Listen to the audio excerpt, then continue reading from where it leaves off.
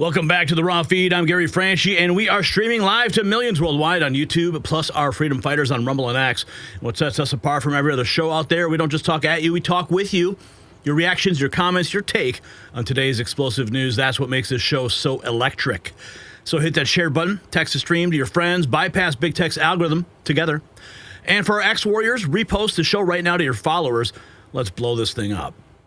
Speaking of blowing things up, we're going to be reading your super chats and rumble rants between every segment today. So send them in right now. Yes, even before we dive into these stories, and we'll feature your message on screen for the world to see. And if you want to support the show but stay under the radar, you can hit those donation links in the description. We've got options at Give, Send, Go, and PayPal. Every dollar keeps truth on the air. Also, check out our merch shop at shop.nextnewsnetwork.com. We've got Alligator Alcatraz, President Otto Pen, and our American Badass series, where your support proudly. And speaking of support, join our YouTube channel memberships. Every level unlocks different perks, special chat room recognition, exclusive access to the Next News team, behind-the-scenes content, and our members-only 24/7 Discord chat. Real community, real people, real news. Now, today in history, August 15th, 1971, President Nixon shocked the world by taking America off the gold standard, ending the Bretton Woods system. He called it temporary.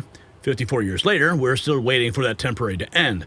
So why does it matter today? Because we've got another president making moves with gold, except Biden's hiding $20 billion worth in banks outside of government oversight. From Nixon's gold shock to Biden's gold heist, some things never change in Washington. We're about to expose 5 stories that'll make your blood boil. Trump has now touched down in Alaska for a summit that could end the Ukraine war. And get this, Hillary Clinton says she'll even nominate him for the Nobel Peace Prize if he pulls it off. I'm not making this up, folks.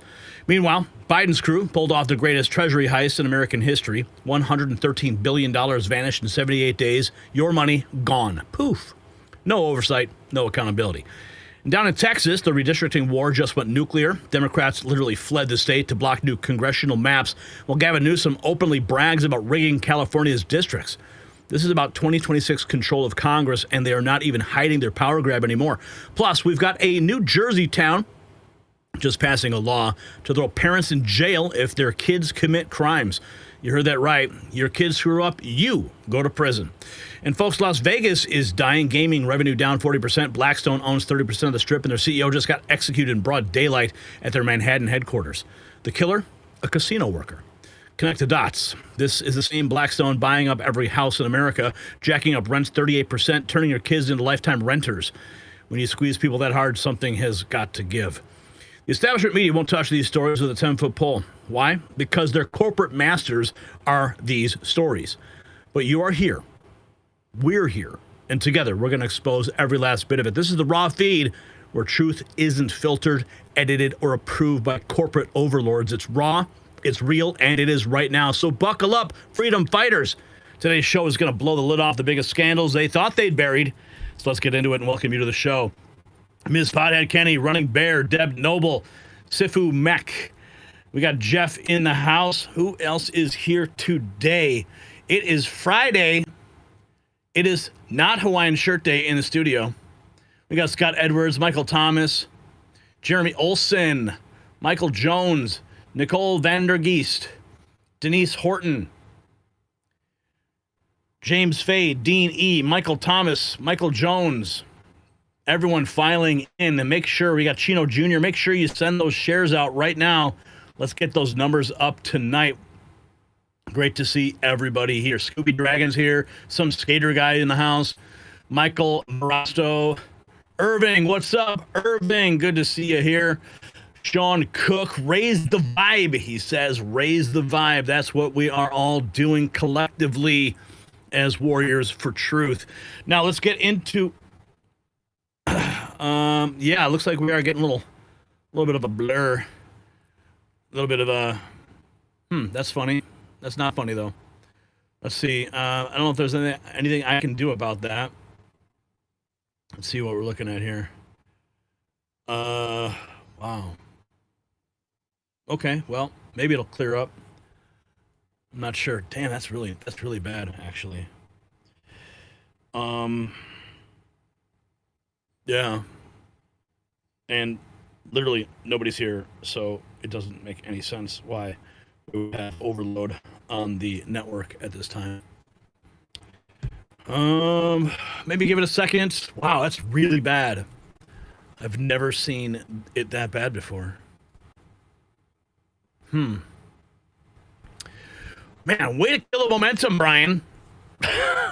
You can't be paying attention to bit rates. I should be paying attention to trivia questions. But yeah, it does matter when we're looking like a mud puddle on the internet. Oh boy. Well, the only thing I can think of doing is maybe I just try to shut down anything that could be operating in the background. Let me just check the network here. My goodness. So while we're here, you guys can hang out in the back. The sound. What's wrong with the sound, Deb? We could roll with it, bud, says Jeff. Well, Jeff, we do have quality standards we try to fulfill here. Wow. Even like, what is going on? Let's see here. Wow. Checking the quality of your internet connection. Wow. Okay. Okay. What is up?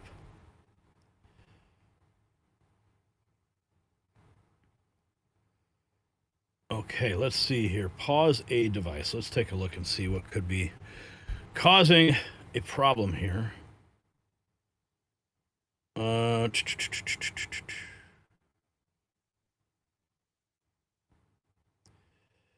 see. Pause for 2 hours.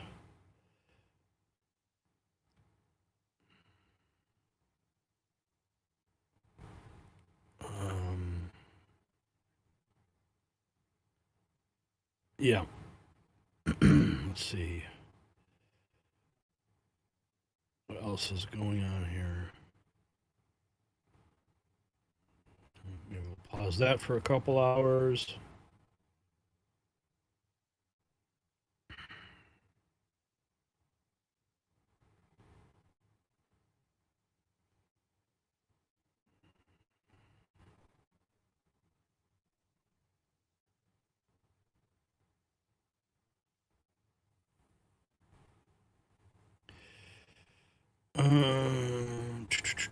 MSI, mobile. Is it getting any better? Doesn't even appear so. Wow, it's so bad. Good God.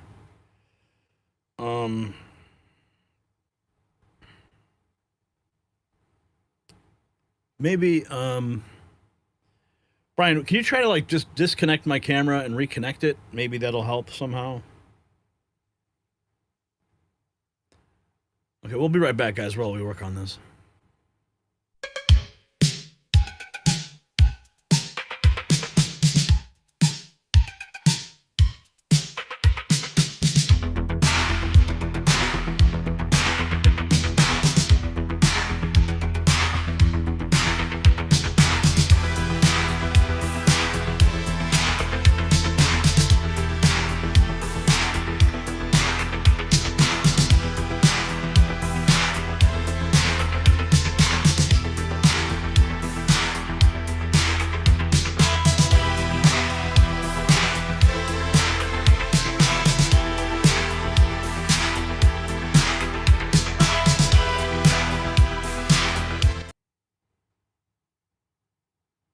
Okay. Yeah, I just like, if anyone tries connecting to the net here, there's going to be screams.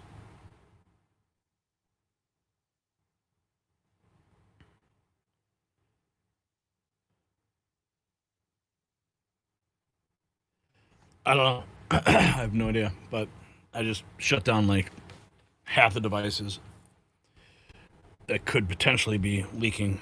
All right. Cool. We got that fixed up. Let's get to the trivia question. Sorry for that, guys. Okay, our trivia question. Which U.S. president met Stalin in Alaska to discuss ending World War II? Was it A, FDR in Dutch Harbor, Truman in Anchorage, C, nobody, it never happened, or D, Eisenhower in Nome? What's wrong now? What's wrong? I'm hearing you complaining in the background. Even like the video's pausing?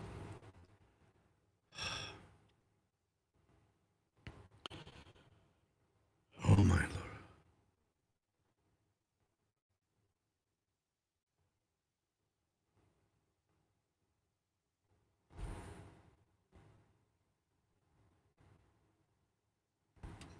This is getting stupid.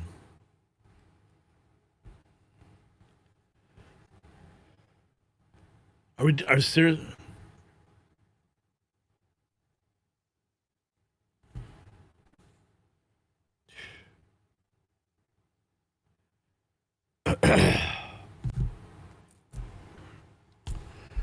There's nothing. There's like literally like all the TVs, the upstairs network, everything is completely locked down.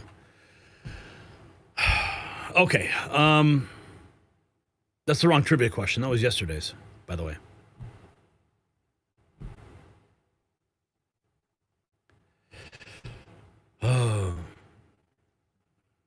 Okay, we'll work on that.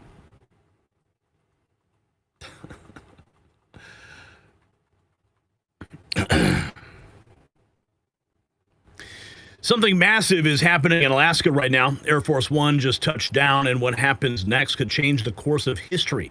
World leaders are watching. The war machine is panicking, and one of Trump's biggest enemies just said something that'll make your jaw drop.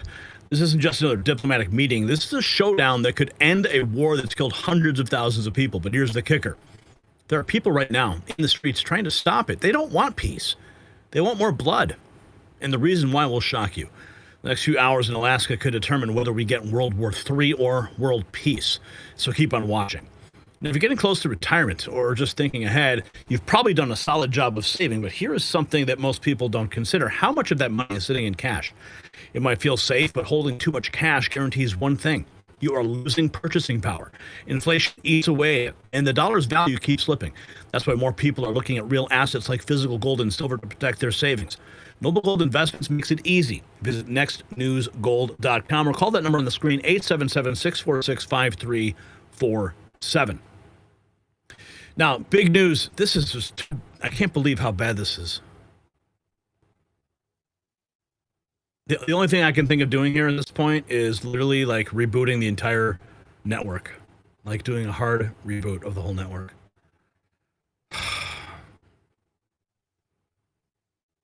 But why would but it's like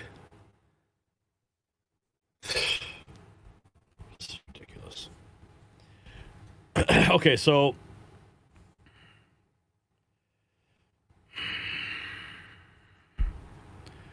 okay, you're going to lose all connection to me for like 3 or 4 minutes, so let me just do a hard reboot of the whole system.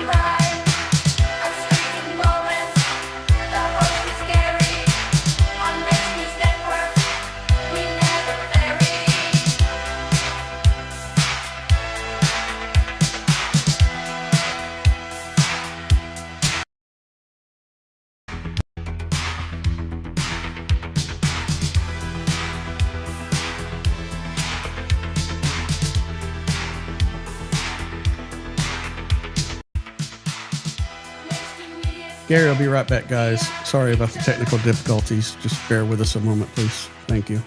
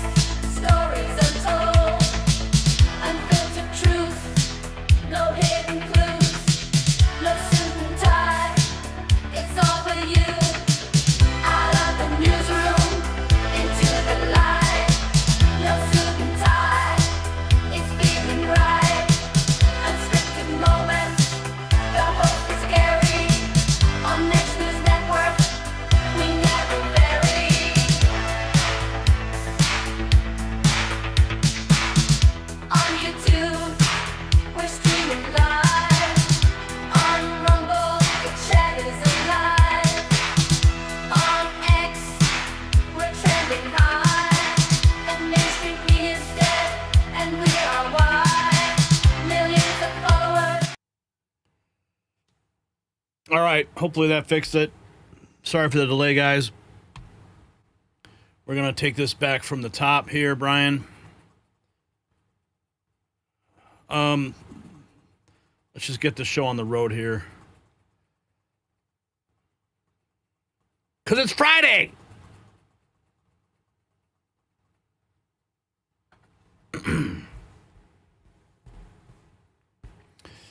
All right. Hopefully this holds up. All right, Brian, let's go.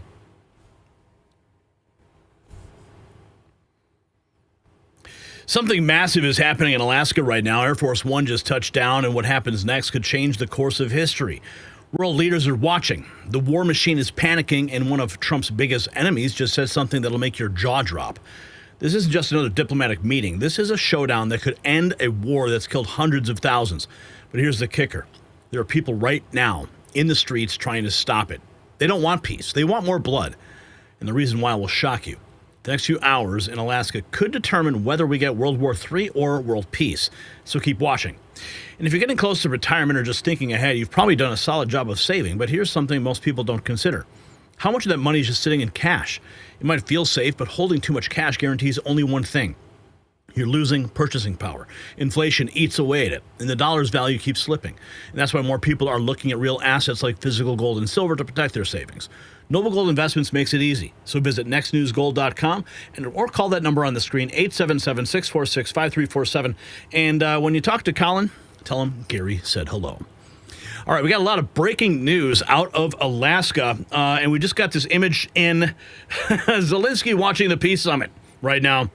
No, of course, that's an old photograph of Zelensky, but he's probably not pleased at the warm reception that Vladimir Putin received on American soil.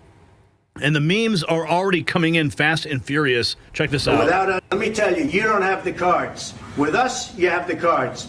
But without us, you don't have any cards. Let me tell you, you don't have the cards. Of course, if you recall, that was the moment that Zelensky went to the White House and President Trump and him had a big blow up there. And of course, massive overflight. Right on cue. We're going to get into what happened in that moment and Putin's reaction. But let's take a look at what's happening on the ground there. This is just a few hours ago. Trump signs everywhere a grand welcome to America's greatest president, Donald J. Trump. But then we have this. Check this out.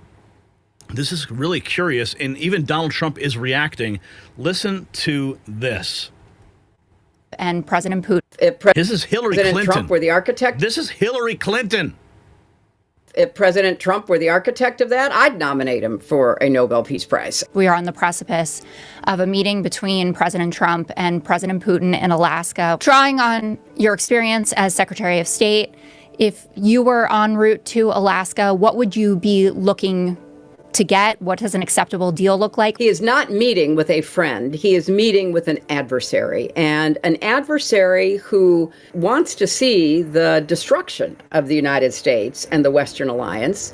But if he could bring about the end to this terrible war, where Putin is the aggressor, invading a neighbor country, trying to change the borders, if he could end it without putting Ukraine in a position where it had to concede its territory to the aggressor, had to, in a way, validate Putin's vision of greater Russia, but instead could really stand up to Putin to make it clear there must be a ceasefire, there will be no exchange of territory, and that over a period of time, Putin should be actually withdrawing from the territory he seized in order to demonstrate good faith efforts, let us say, not to threaten European security. If President Trump were the architect of that, I'd nominate him for a Nobel Peace Prize. Yeah, Hillary Clinton, she realizes that she's on the chopping block. You know, she's got their subpoenas flying with the committee, with the oversight committee. And of course, we have the grand conspiracy that has been exposed with her at the center of it all to overthrow Donald Trump in 2016. Yeah, she looks like she's trying to play her cards real close. Let's check in with the some of the action on Air Force One before we get to some of the grand moments. But it's always a grand moment whenever we see President Trump do a gaggle on Air Force One. You never know what you're going to get. So let's listen. Europe's not. What will make a success of this summit today? I can't tell you that. I don't know. It's there's nothing set in stone. I want certain things. I want to see a ceasefire. This is not to do with Europe. Europe's not telling me what to do. But they're going to be involved in the process, obviously, as well as Zelensky. But I want to see a ceasefire rapidly. I don't know if it's going to be today, but I'm not going to be happy if it's not today. Everyone said it can't be today, but I'm just saying I want the killing to stop. I'm in this to stop the killing. You know, we're not putting up any money. We're making money. They're buying our weapons, and we're sending them to NATO, and NATO's sending us big, beautiful checks. But that I don't care about that. I care about it was a big factor when Biden spent $350 billion and got nothing. But what I do care about is they lost last week 7,011 people were lost, almost all soldiers. 36 people in a town which got hit by a missile, but over 7,000 soldiers. It's crazy. What will make 7,000 lives lost. And speaking of lives lost, the health ranger, Mike Adams, making a point to call out the table of the food that was given to all of the foreign press in Alaska. Now, you and I, this looks like everyday fare. However, Health Ranger says it's so truly American to feed Russian journalists total processed food, grab junk beverages that promote obesity and cancer. Geesh, couldn't they have one smoothie bar going? I wouldn't touch any of this crap food that America is serving up. What an insane demonstration of what's totally wrong with this country. And you can take a look here. This is the spread. So you got some boxed lunches there. You got a bunch of soda.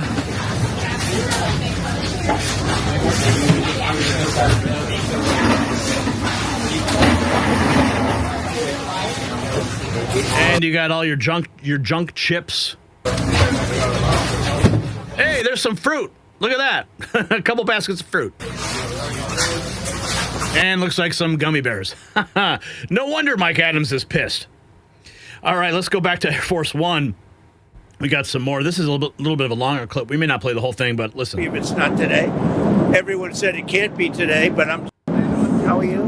what will make a success of this summit today? I can't tell you that. I don't know. It's there's nothing set in stone. I want certain things. I want to see a ceasefire. This is not to do with Europe. Europe's not telling me what to do.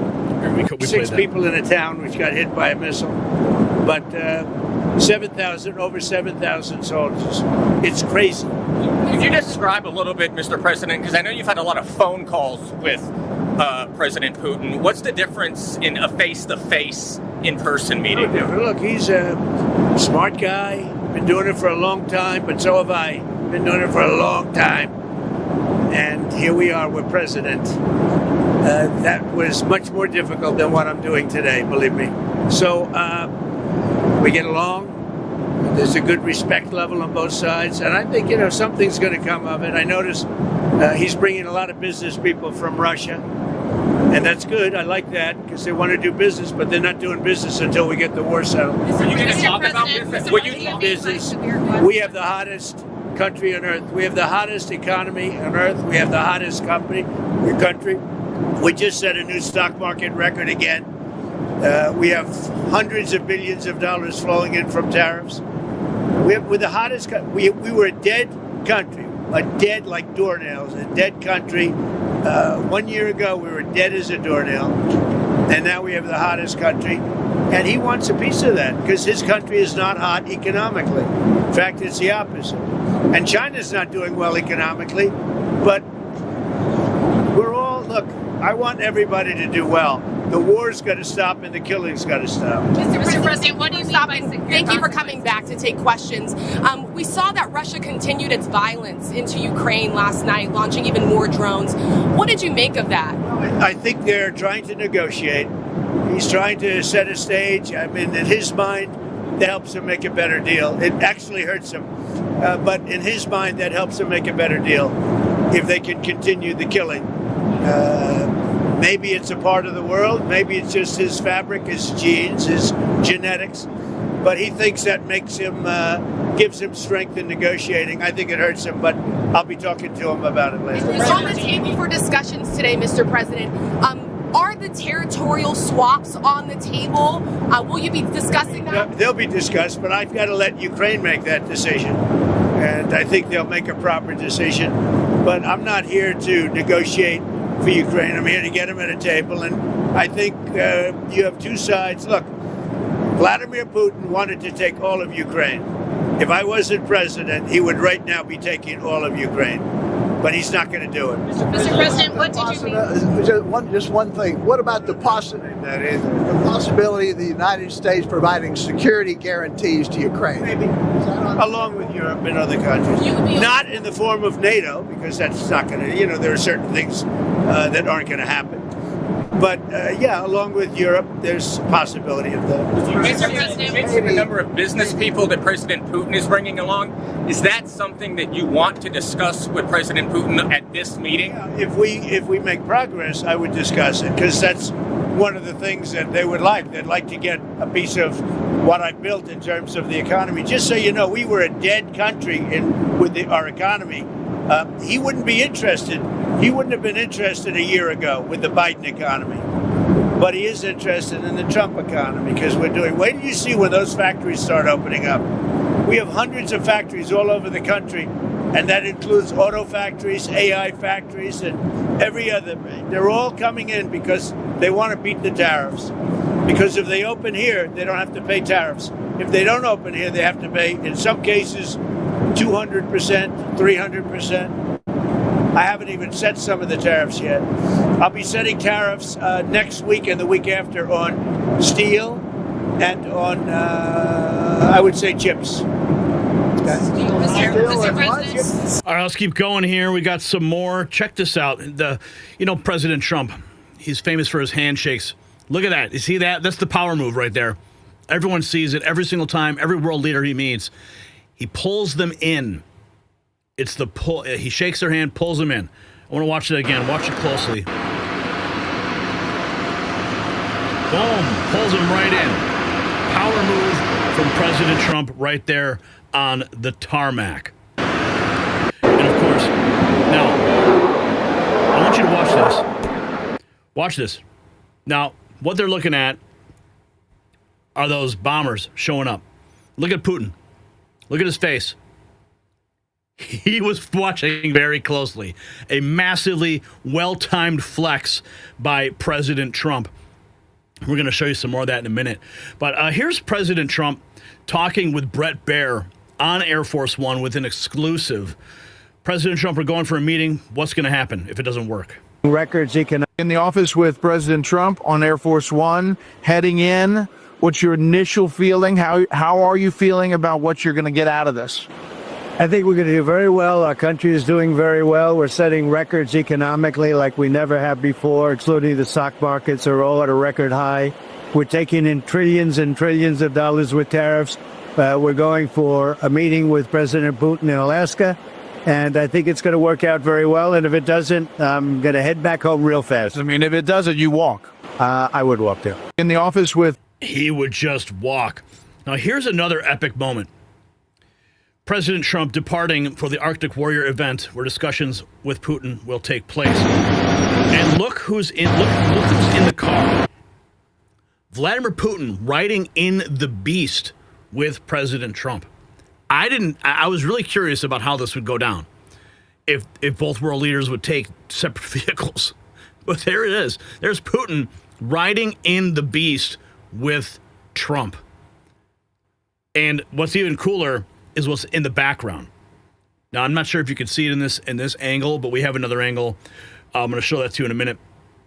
Here is CNN's Bakari Sellers dumbfounded as Scott Jennings pointing out the fact that Trump has brokered roughly half a dozen global peace deals as of late. Azerbaijan. But the man has solved 6 or 7 conflicts this year. I think we ought to give him some latitude to operate. Which 6 or 7?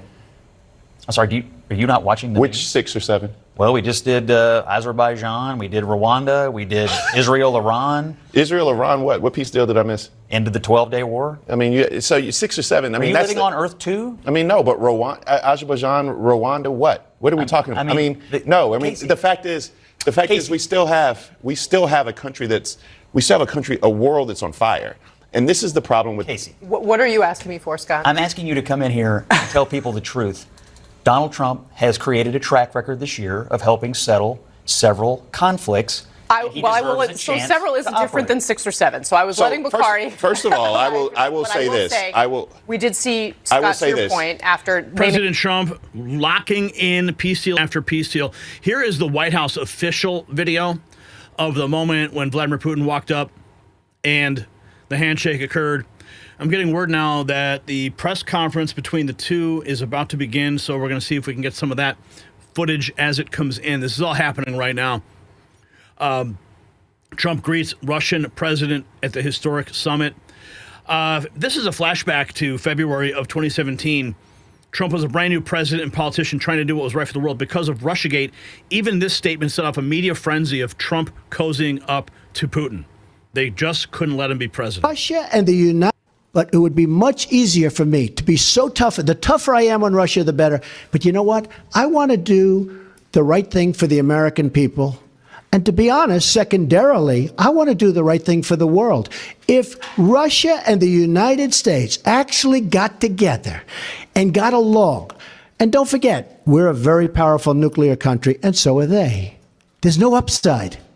We're a very powerful nuclear country, and so are they. I've been briefed, and I can tell you one thing about a briefing that we're allowed to say because anybody that ever read the most basic book can say it. Nuclear holocaust would be like no other. They're a very powerful nuclear country, and so are we. If we have a good relationship with Russia, believe me, that's a good thing, not a bad thing. So when you say it is a good thing, and that's what we want.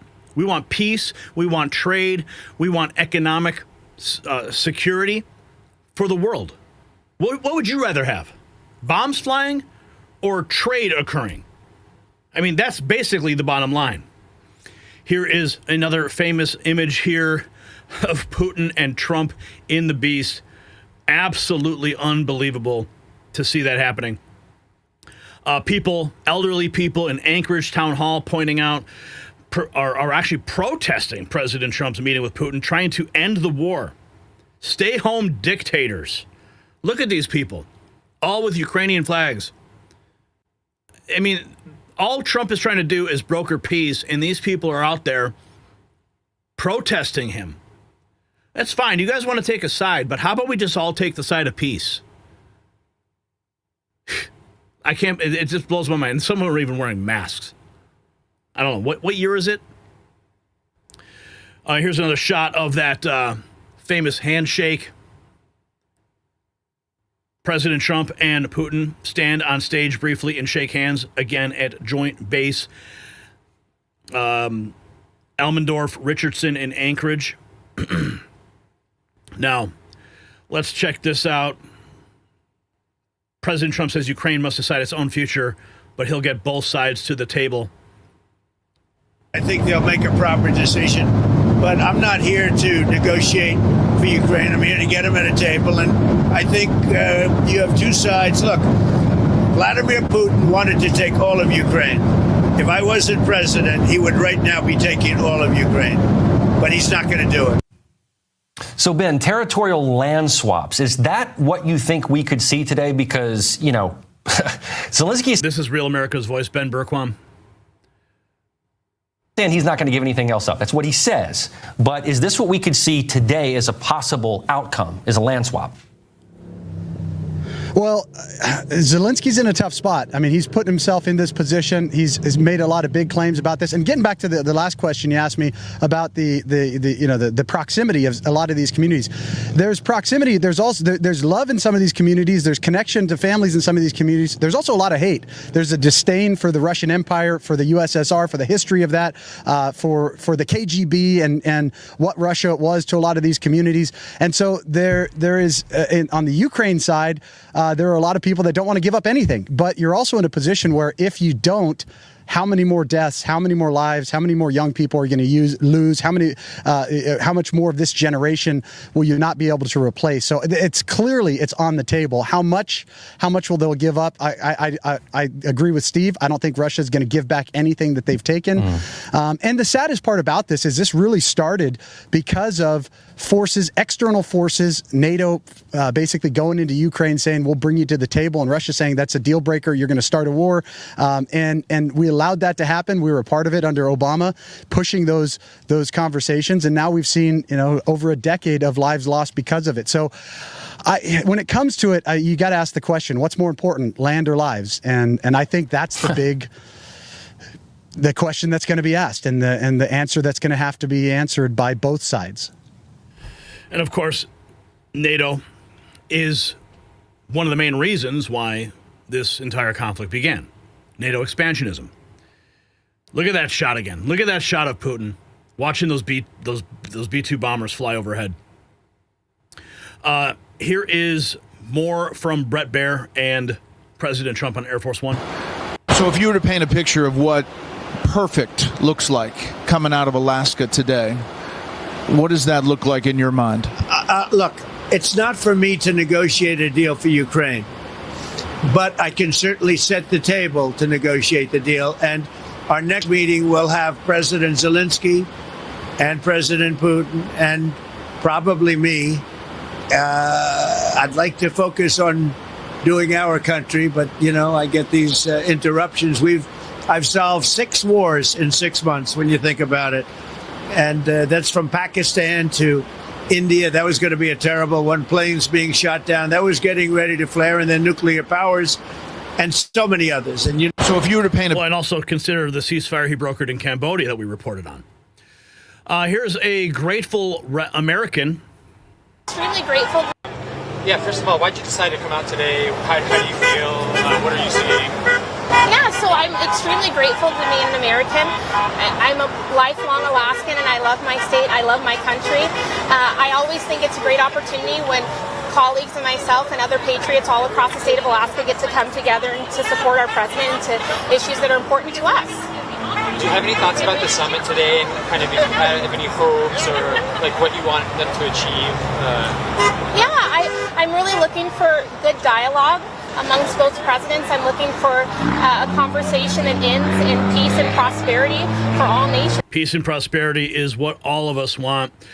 We've got some live footage from the press conference occurring right now. People a week from being killed, and President Putin wants to see that as much as I do. So, again, Mr. President, I'd like to thank you very much, and we'll speak to you very soon and probably see you again very soon.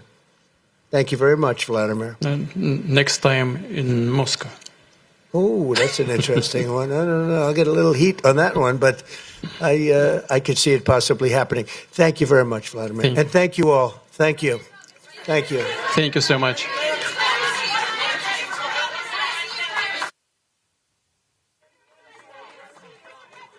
And there you see the press going into a frenzy following the remarks. This is all happening live right now. Looks like it just wrapped. See if we can maybe find some footage from that. Todd, if you can pull some of that, maybe we can get it. Here's more from President Trump on Air Force One with Bret Baier. I'm not doing it based on history or anything else. I'm doing it based on a deal. Hope of 1986, Reagan walks away from Reykjavik with Gorbachev, and it was a strong moment. I mean, you could foresee if it goes down a bad path, you get up and walk away. I'm not doing it based on history, based on anything else. I'm doing it based on a deal. If we make a deal, great. If I see that there's no hope of making a deal, I'm out of there. It's over. I'm out of there. This isn't my war. This is Biden's war. This is Biden screwed this up, just like he did with Afghanistan with that horrible retreat. And the way he did it, I'll never forget it. Yeah, none of us will forget it. None of us. Here's more on Air Force One. In every... You like doing those things? I was watching that gaggle. I could see Bret Baier, his head poking out from the background. So this is immediately following that gaggle we played for you just a few minutes ago. He's like, do you like doing those things? You like doing those things? It's almost like a competition. It's like winning at golf. You know, they're coming in. Every question is a kill. They hope you're going to make a mistake. They're looking, and they had a field day with Biden. That's why he didn't do it. But you're making a news there? I don't think so. Nothing. I always go out. I say, is there breaking news? In other words, when I leave, if there's breaking news, that's a bad thing. That means they got me on something. Let's go. After you. He's a good golfer, everybody. Brett Baer getting the treatment on Air Force One. Let's see here. Oh, and we have this. Did you hear about this? Brian Krasenstein actually called for the assassination of Putin. Brian Krasenstein, a known left-wing troll on X, openly calling for the assassination of President Putin. He said they should have had snipers in Anchorage, Alaska, ready to take him out as soon as he shrugged. Yeah. And then he says, correction, we should poison him instead, make it less obvious. But here's what Grok said. Indeed, Brian Krasenstein's recent posts and replies explicitly advocate for assassinating Putin, including via snipers or poison during the Alaska summit. Such calls are reckless, potentially illegal, and warrant immediate review by authorities and X. Yeah, what a stupid thing to say. How about we just pray for peace instead of calling for another world leader's assassination? Dan Scavino, this is the shot I wanted to show you. Look at those jets in the background. Look at that. Talk about a flex. Vladimir Putin, he is in the beast with President Trump, and they are just rolling past all of the military hardware that could just wreak havoc. Jets, Apaches, and of course the B-2s that flew overhead in formation. That beautiful sight. Vladimir Putin doing a double take when he saw that. But it was perfectly executed flex. As soon as Trump was walking down the red carpet with Putin, those B-2s flew overhead at the precise moment. I mean, those things got to fuel up. I mean, they got to fly. It's all got to be timed. And President Trump's like, yeah, bring those B-2s in. I want Putin to see some of the hardware we've got. And then, of course, this scene here, as they're leaving in the Beast. I mean, you got all those jets and Apaches right there on the tarmac. Don't mess with the United States. Let's get to that other shot here. This is another interesting moment that happened a couple hours ago. The Putin reacting to the American press pool shouting questions. This is going viral. Let's go, press. Thank you, press. Thank you, press. Thank you, press. Thank you, press. Let's go. Thank you, press. Thank you, press. Thank you, press. Let's go. Come on, guys. Come on, guys. Let's go. Let's go. Thank you, press. Let's go. Thank you, press. Thank you, press. Thank you, press. Absolutely crazy. Oh, okay. Now we're going to get to Trump's reaction to Hillary Clinton calling for Trump to get the Nobel Peace Prize if he negotiates a deal. Putin. In fact, did you see that Hillary Clinton yesterday said that if you got this deal done and not capitulate to Putin, that she would nominate you for the Nobel Peace Prize? If President Trump were the architect of that, I'd nominate him for a Nobel Peace Prize. Well, that was very nice. I may have to start liking her again. In fact, did you see that? No, just lock her up. How about that? Let's just do that. Can we do that? Okay, where is? I know we bookmarked it. The shot of the B-2 bombers flying overhead. Yes, this is the moment here. This is a better shot of it.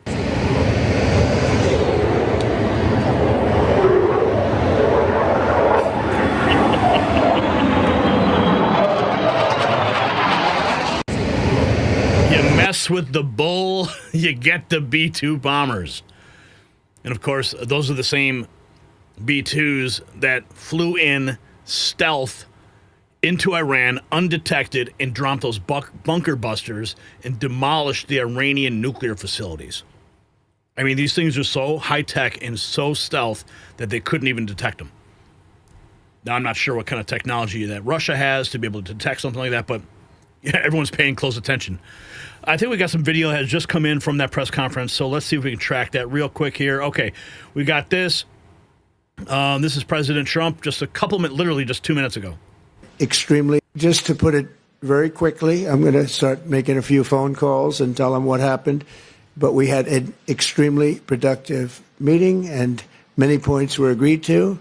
There are just a very few that are left. Some are not that significant. One is probably the most significant, but we have a very good chance of getting there. We didn't get there, but we have a very good chance of getting there. I would like to thank President Putin and his entire team, whose faces, who I know in many cases, otherwise, other than that, whose faces I get to see all the time in the newspapers. You're almost as famous as the boss, but especially this one right over here. But we had some good meetings over the years, right? Good, productive meetings over the years, and we hope to have that in the future. But let's do the most productive one right now. We're going to stop really 5, 6, 7,000, thousands of people a week from being killed, and President Putin wants to see that as much as I do. So, again, Mr. President, I'd like to thank you very much, and we'll speak to you very soon and probably see you again very soon. Just to put it very quickly, I'm going to... And it's all coming in now. We have another one. Thank you very much, Vladimir. And thank you all. Thank you. Thank you. Thank you so much. Okay, we saw that. Let's see if we have anything else. Productive meeting. Okay. Points that I believe we had a very productive meeting. There were many, many points that we agreed on, most of them, I would say, a couple of big ones that we haven't quite gotten there, but we've made some headway. So there's no deal until there's a deal. I will call up NATO in a little while. I will call up the various people that I think are appropriate, and I'll, of course, call up President Zelensky and tell him about today's meeting. It's ultimately up to them. They're going to have to agree with what Marco and Steve and some of the great people from the Trump administration who've come here, Scott and John Radcliffe. Thank you very much. But we have some of our really great leaders. They've been doing a phenomenal job. We also have some tremendous Russian business representatives here, and I think everybody wants to deal with us. We've become the hottest country anywhere in the world in a very short period of time, and we look forward to that. We look forward to dealing. We're going to try and get this over with. We really made some great progress today. We've made some great progress. Here's a historic photograph for you that has just hit the news wires. President Trump and Vladimir Putin pursuing peace as people are outside pursuing war. So sad, isn't it? Here's some patriots outside. We feel honored that we could come down and support President Trump. There's several Ukrainians here that live in Alaska, and they're here to support him too. We love America. God bless them. The audio is a little bad, but here's another epic photograph that's now circulating, a moment with that B-2 overhead. So we're going to continue to digest everything that has come out of the summit. So far, it looks like there's some major points that have been agreed upon, some points and phone calls that still need to be ironed out. So we'll wait and see how this shakes out. Let's just pray for peace, folks. Can we do that? Okay? We don't want the war machine to continue. We don't want the bodies to keep piling up. All right? We want peace. We want commerce. We want trade. We don't want bullets, bombs, and tanks. If you got value from this report, tap subscribe. My final thought is next. So the Alaska Summit isn't just about Trump and Putin. It's about whether America leads through strength or surrenders to the war machine. For 8 years, they screamed Russia collusion every time Trump even mentioned peace. Now he's doing what they said was impossible, bringing both sides to the table. And Hillary's Nobel Prize comment, of course, that's panic. She sees the writing on the wall. She knows she's getting subpoenaed. She knows that she is the centerpiece of the Russia collusion hoax that stalked President Trump for years. And of course, if Trump brokers peace, their entire narrative collapses. The elderly protesters demanding more war instead of peace talks, they've been brainwashed by the same media that profits from endless conflict. So here's what matters. Trump said he's going to walk away if Putin won't deal. That's real leadership. Okay? No desperation, no weakness, just stone-cold negotiation. President Trump, he's already ironed out some of the major points, and we're going to find out what those are. But here's my question for you. Should America keep funding endless wars or give peace talks a real chance? Drop your answer below. And while you're at it, check out our merch shop, linked in the description. Show the world you stand for peace through strength. All right. I am glad that the internet cleaned up just in time. Good shot. Good job, Todd, pulling in those last-minute clips. We're going to move on to our next topic. I don't think there are any super chats yet. Let's see. No, nobody cares tonight. Nobody cares about the Next News Network today. No love. No love at all. How dare you? Yeah, how dare you guys? Even Greta's pissed. You said people gonna die? Mm-hmm. Exactly. Exactly, Jar Jar. All right, let's get to the answer to that trivia question. Maybe you guys will pony up. It's Friday, man. Give Gary some drinking money for the weekend. The answer was nobody. Which U.S. president met Stalin in Alaska to discuss ending World War II? It never happened.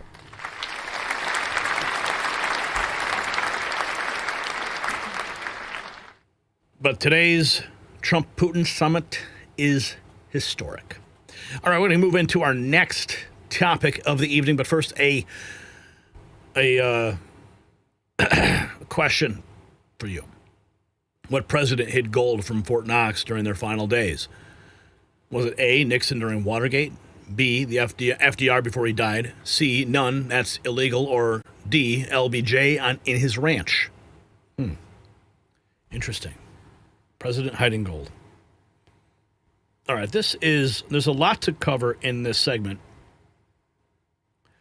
I want to make sure we're on the right. I'm looking at T2, but I'm not seeing. Okay, there's the gold narrative. Okay, just want to make sure. Okay. All right. Brian, you can restart the timer and we will begin. Biden's final days in office just exposed the biggest government heist in American history. While Jasmine Crockett and Letitia James were busy chasing Trump through courtrooms on made-up charges, the real criminals were raiding your treasury. $113 billion gone, $20 billion in gold bars hidden. And they did it all in broad daylight between Trump's victory and his inauguration. This wasn't incompetence. This was organized crime at the highest level. The money went to groups that didn't even qualify for it. The gold? Stashed in banks completely outside of government oversight. And while Democrats like Crockett scream about Trump's taxes, their party just pulled off the crime of the century. The evidence is damning. The Democrats are melting down all over the country. And keep watching. While Democrats like Jasmine Crockett and Letitia James waste millions chasing Trump, the real theft happened under our nose. As we age, our body's collagen production declines, leading to wrinkles and sagging skin. Just like our government, aging badly and falling apart. And that's why I've relied on Ageless Multi-Collagen for years. It includes 5 key collagen types perfectly blended into hydrolyzed peptides. While Biden's crew was holding gold bars, I've been investing in my health. Get 51% off at healthwithgary.com with free shipping, because unlike our treasury, your health is something that they can't steal. You can get yours at healthwithgary.com. Now, there's a lot to unpack in this report. I mean, check out this. South Carolina Democrat. Unhinged arrest rant caught on camera. What he says half naked in the backseat is insane. You can't make this stuff up. This is from Project Constitution, one of my favorite follows on X. South Carolina Democrat candidate Mullins McLeod was arrested for public disorderly conduct, and the police dash cam footage is wild. You ready for this? What's your birthday? And that motherfucker be my front desk when I wake up in the morning. William, you gotta get your chef, Joe. William, can I talk to you? That's gonna give you some grace. But no slack. You ain't getting off your bitch. My guess is your crimes are against humanity.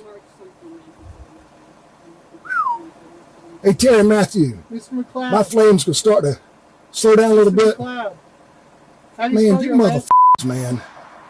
So what happened was, in a lawsuit known as a class action, okay, which class is stupid, the class members, right, don't get the money.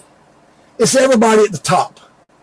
Now I know why Ron Motley's no longer with us. And no, I don't think the devil, well, the man didn't take him out. Ron has so much pain in him.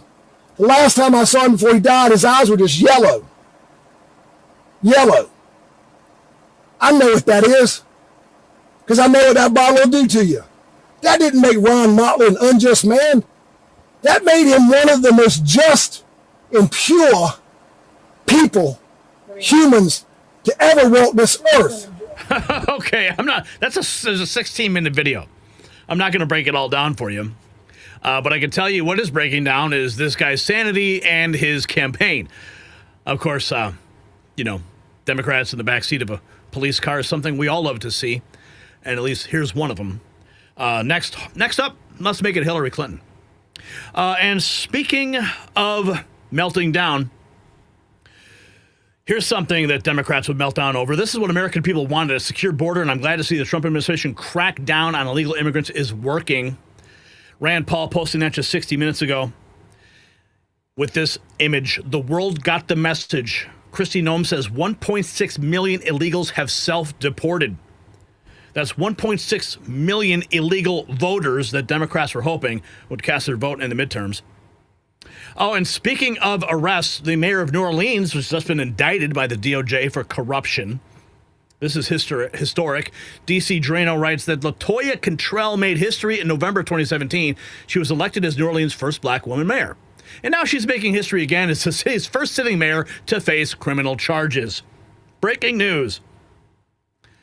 Indicted, LaToya Cantrell, becoming the first sitting mayor to face federal charges in the city's history. Oh, and speaking of more lunatic libs, Caitlin Bennett dropping this just 24 hours ago. Crazy anti-ICE Democrats claim Trump has starved millions of kids. What? Is that right? You said people gonna die? That's what they say, Jar Jar. That's what they do. Anti-ICE Democrats claim Trump has starved millions of kids. He's running up brown people and coming for the LGBT next, and says he's not good. It's not a good thing. Anyway, we'll play it. Right. So please get off the sidewalk. Get off the sidewalk. Ma'am, you're sitting on the sidewalk. Yeah, because I'm allowed to. I'm a lesbian, and as soon as they finish up with the brown people, the yellow people, they're going to hit the gay people too. And I know that millions of children have died from hunger as a result of what happened with USAID. Millions of children have died? Millions of children. Where did you get that number? I watch the news all the time. Which news broadcaster said that? I watch MSNBC. Would you like to sign a thank you card to ICE today? No. No? Watch what they do. Well, Milton was convicted of sexual assault of a child and ICE removed them. That's a good thing, right? Not what they say. Rounding up people that are so-called criminals. Right. So they have quotas that they have to meet. So, okay, after they finish rounding up the people that they can clearly see from their color of their skin, now they're going to go for people who they assume might be gay or they know might be gay. Okay. So you think they're just rounding up any brown person? Yes, they're rounding up anybody they can. It doesn't matter if you're a U.S. citizen. Doesn't matter. They're going to take you because they have a quota to meet. So, of like a certain number of brown people? A certain number of any kind of person they perceive as an immigrant, regardless of whether or not they're a U.S. citizen. Please get off the sidewalk. Gotta love when Caitlin Bennett hits the streets. Oh, and speaking of hitting the streets, this is going viral right now. Sarah Gonzalez of The Blaze versus Jasmine Crockett, and it gets ugly. I mean, what she screamed at her, crystal clear. Oh my, beautiful moment. God bless you, Sarah Gonzalez. Oh man, check this out. Get off me! Get off me! Get the I used to stay at my granny's house. She was one of my favorite people in the entire world. Jasmine! The people of Dallas deserve better than a fake ghetto hood rat.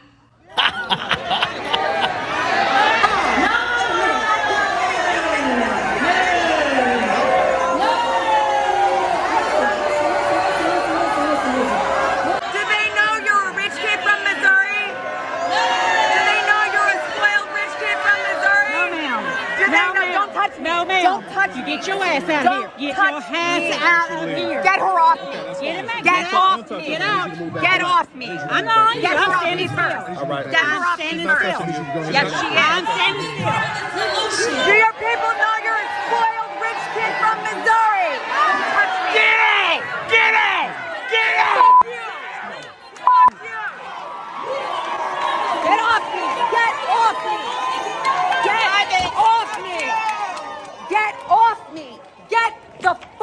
Let's go. Let's go. Let's go. Let's go. Are you proud? Just in case I gotta cuff you up. Let's just go. For what? Let's go. I'm telling you to go. Sarah Gonzalez for the win. For the win, baby. You got to love these moments. And speaking of moments, here is the revelation. The Biden administration hid $20 billion in gold bars at banks outside of government oversight. And we have this from the EPA administrator, Lee Zeldin. Times in the video. Lee Zeldin joining us now as we watch this, and he's also digging into waste at the EPA. How's that going so far? Oh, we're crushing it. We have a great team. Big development yesterday. It was a couple months ago. There was this video that came out of a Biden EPA political appointee talking about how they were tossing gold bars off the Titanic. Says it multiple times in the video, rushing to get billions of dollars out the door before Inauguration Day. Well, members of Congress were really concerned about that. So as I'm going through the confirmation process, they said, if confirmed, will you commit to making this a top priority to find those gold bars? Came in. I was just confirmed a couple weeks ago. We found them. They were at a bank parked just outside of government. $20 billion was sent there, and little oversight. 8 entities would be receiving all $20 billion, and they would be distributing all of these funds without EPA knowing everything that we need to do our job to provide accountability to Congress, the media, and to the public. So $20 billion just kind of tucked away. Here we have Senator Kennedy. $113 billion heist in 78 days. Biden's administration looted the treasury on their way out after Trump was elected before he took office. And the 76-day period you're talking about, that's the period between the time that President Trump was elected and President Biden left office. Is that right? That is correct. And during that short period of time, 76 days, how much taxpayer money went out the door of the Department of Energy? From the Loan Program Office in loans and commitments, $93 billion. Well over twice as much as in the previous 15 years. So, how do you vet and do due diligence on a loan in 76 days? One loan, much less $93 billion. How do you do it? I think it's probably pretty clear it wasn't done in many cases. As I mentioned, I'm told I'm holding back clearly in place stuff. There is lots of funds that have gone out the door and commitments that were made from businesses that provided no business plan, no numbers about their own financial solvency or how this project So you're telling me that the Department of Energy, in the 76-day period, before their boss was going to leave office, gave or loaned money to entities that had no business plan? Correct. No financials? Correct. A number of those were were before the 76-day period as well. I've come in with great concern about how this institution, this great American institution, has been run and how American taxpayer money has been handled. I'm sorry everyone's upset that we're taking some time to do it, but what we've seen and what the record shows I'm is not just upset. Could it be that a lot of people say you haven't returned your calls? Could it be that you and your colleagues have returned the calls, but the people calling just didn't like the answer? Could that be a possibility? I'm not aware of that. You know, I give my cell phone number to any senator that wants it, and I return my calls. Oh, my goodness. Waste, fraud, and abuse. And speaking of that, we've got this from Elise Stefanik dropping a political Moab. Bombshell letter to AG Pam Bondi warning that Standard Chartered Bank funneled $9.6 billion in illicit payments to terrorists and that China used it to buy sanctioned Iranian oil. Whistleblowers say New York Attorney General Letitia James knew about the dirty money, approved the bank's annual report anyway, and may have been working hand in glove with the Biden administration to look the other way. Servers in New Jersey allegedly helped move the cash. This is not just corruption. It is a direct pipeline of terrorist financing operating under the noses of America's top law enforcement officials. If true, it's treason-level betrayal hiding behind a deferred prosecution deal.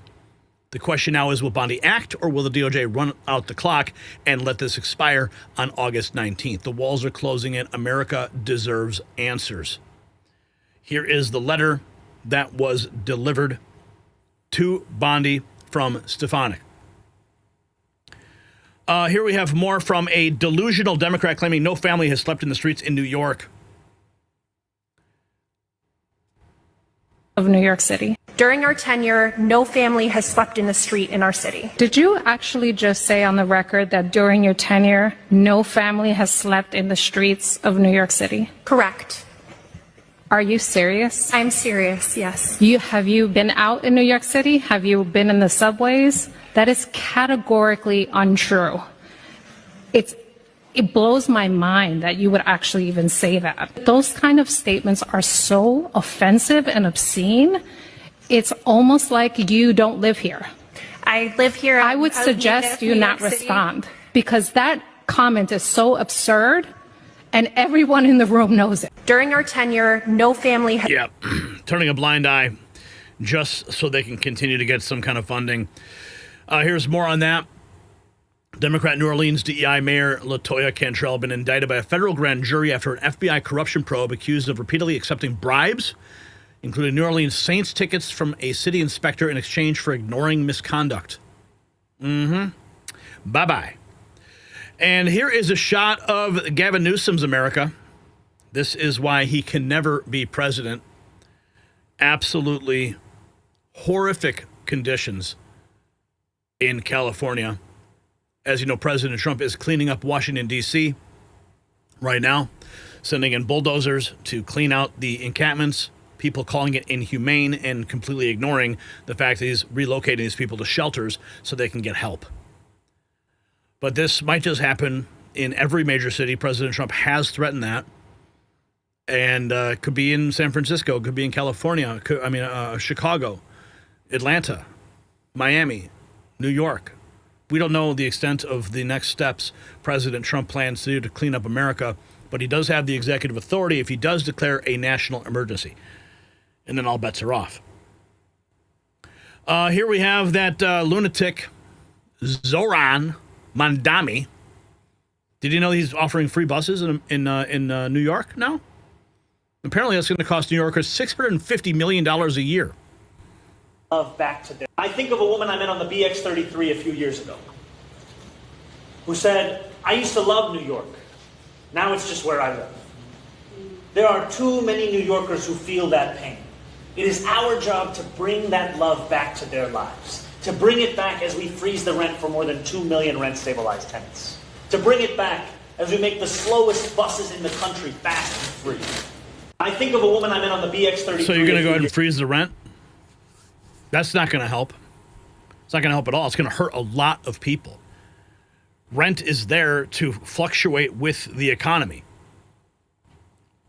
Free buses, $650 million cost to New Yorkers. Good luck with that, buddy. This guy cannot be mayor. Here we have, here's a woman. She is just fed up. Democrats are delusional. Yeah. Really. I mean, they said in 5 seconds. It took me 45. Right. they delusional. TLDR. Yeah. I'm just. Hypocrisy is caught up with the Democratic Party, and they don't know how to deal with it. For everything, and I don't agree with President Trump for about 99.9%, because I'm holding out that 1% that him and I are going to agree on something. I want it to happen. God knows. Well, I feel like he would really like you. I think he would too. The Donald, okay, go on, call the sister. we can talk it out. But this is the thing. Democrats, people hate hypocrites. Yeah. And it's just really caught up when you talk about the cultural swing and all of that. People realize, let me give an example. As much as Democrats decry President Donald J. Trump on democracy. Now, I wish Democrats really did give a damn about democracy. I wish they did. But let me tell you what they did in 2024. They propped up President Biden. They propped up Bidenomics, even though the majority of the people were saying we can't afford stuff. They did not have a real primary. Then you got President Obama and George Clooney pushes President Biden out of the race, along with Representative Nancy Pelosi. That gang. They took his hand in his arm. And then you don't. And then you in certain states, you kick off the ballot Democrats. People like Congressman Dean Phillips, who is the only actively elected Dem who had the courage to run.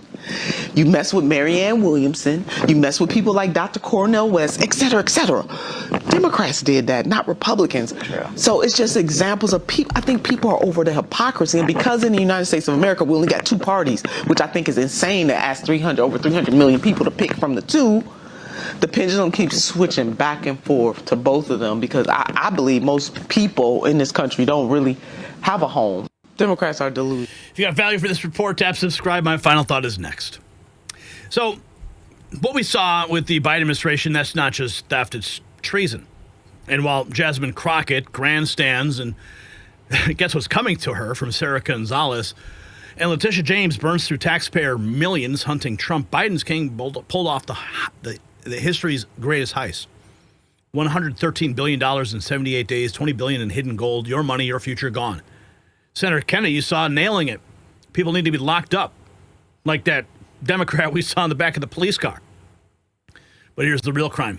The same Democrats screaming about January 6th robbed the American people blind. They weaponized the DOJ against Trump while Biden's crew looted the Treasury like a third-world dictator fleeing the palace.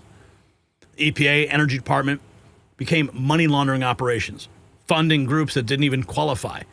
This is what a collapsing empire looks like. The elite stealing everything on their way out the door. So here's the question. Should Biden's officials face prison for this massive Treasury theft? Yes or no? Comment below. Let's continue the conversation and grab your merch for the Next News Network and our merch shop, shop.nextnewsnetwork.com. Support real journalism exposing real crimes.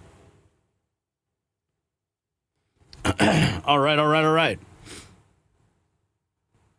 We are moving right along. Lots of news to get to. And I want to give a shout out to Irving. What's up? Our first super chat of the evening. Good day for Zelensky, LOL. Shaking in his boots. Nailless, LOL. Thank you, Irving. We appreciate your support. Now we are, let's see, $77. $77 shy of our target tonight. Let's get to the answer for our trivia question. What president hid gold from Fort Knox during their final days? The actual answer is none. That is illegal. Well done. No president has ever legally hidden Fort Knox gold until Biden's $20 billion offshore scheme. What do you know? Maybe we should audit it anyway. Remember that whole talk? Whatever happened to that? We got to get some answers. Let's move on to our next question. Who redrew districts while in a French castle during the Revolution? Was it A, Lafayette in 1789, B, Jefferson in Paris, C, Franklin at Versailles, or D, nobody? Phones didn't exist. All right. Let's find out what's going on with this massive redistricting, and I've got some backstory for you that you need to see, so stay with us. Two governors, two states, one massive power grab that'll decide who controls Congress in 2026. In California, Gavin Newsom just got caught red-handed. He claims to support independent redistricting, then brags about overriding his own commission to steal 5 House seats. In Texas, it's total chaos. Democrats fled the states like fugitives. And of course, yours truly caught them in Illinois at the location where they were hiding out. They were breaking quorum to block new congressional maps. They're calling them Jim Crow districts while hiding out in Pritzker's hotels. Governor Abbott's now calling for a second special session. Steve Bannon is going ballistic, saying that the Texas GOP is too weak to fight. This is not about fair representation anymore. It's about raw power, and what's happening right now in these two states will determine whether Republicans or Democrats control your future. So stay tuned. While politicians redraw maps to grab power, there's only one man who's been defying the odds for decades.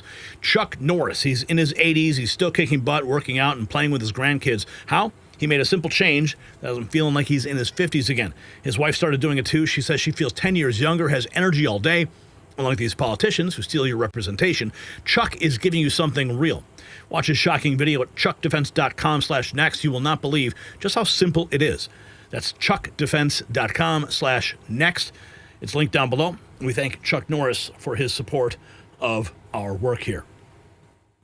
Now, while I was down in Texas at the Ron Paul birthday party, the Texas Democrats were in my state hiding out. And I had an opportunity to sit down with the health ranger himself, well, actually standing just outside of the hall. And we had a little talk about what's going on in Texas. And, of course, some of the stories from the White House that I've had and experienced. I want you to watch this, and then we're going to go even deeper. Sent him out there. All right, I'm here at the Ron Paul birthday with Next News Network founder Gary Franchi. Welcome, Gary. Hey, it's great to be here. So you gave a speech earlier. Tell us about what's on your mind here, what you're doing. Well, I'm here because Ron Paul woke me up.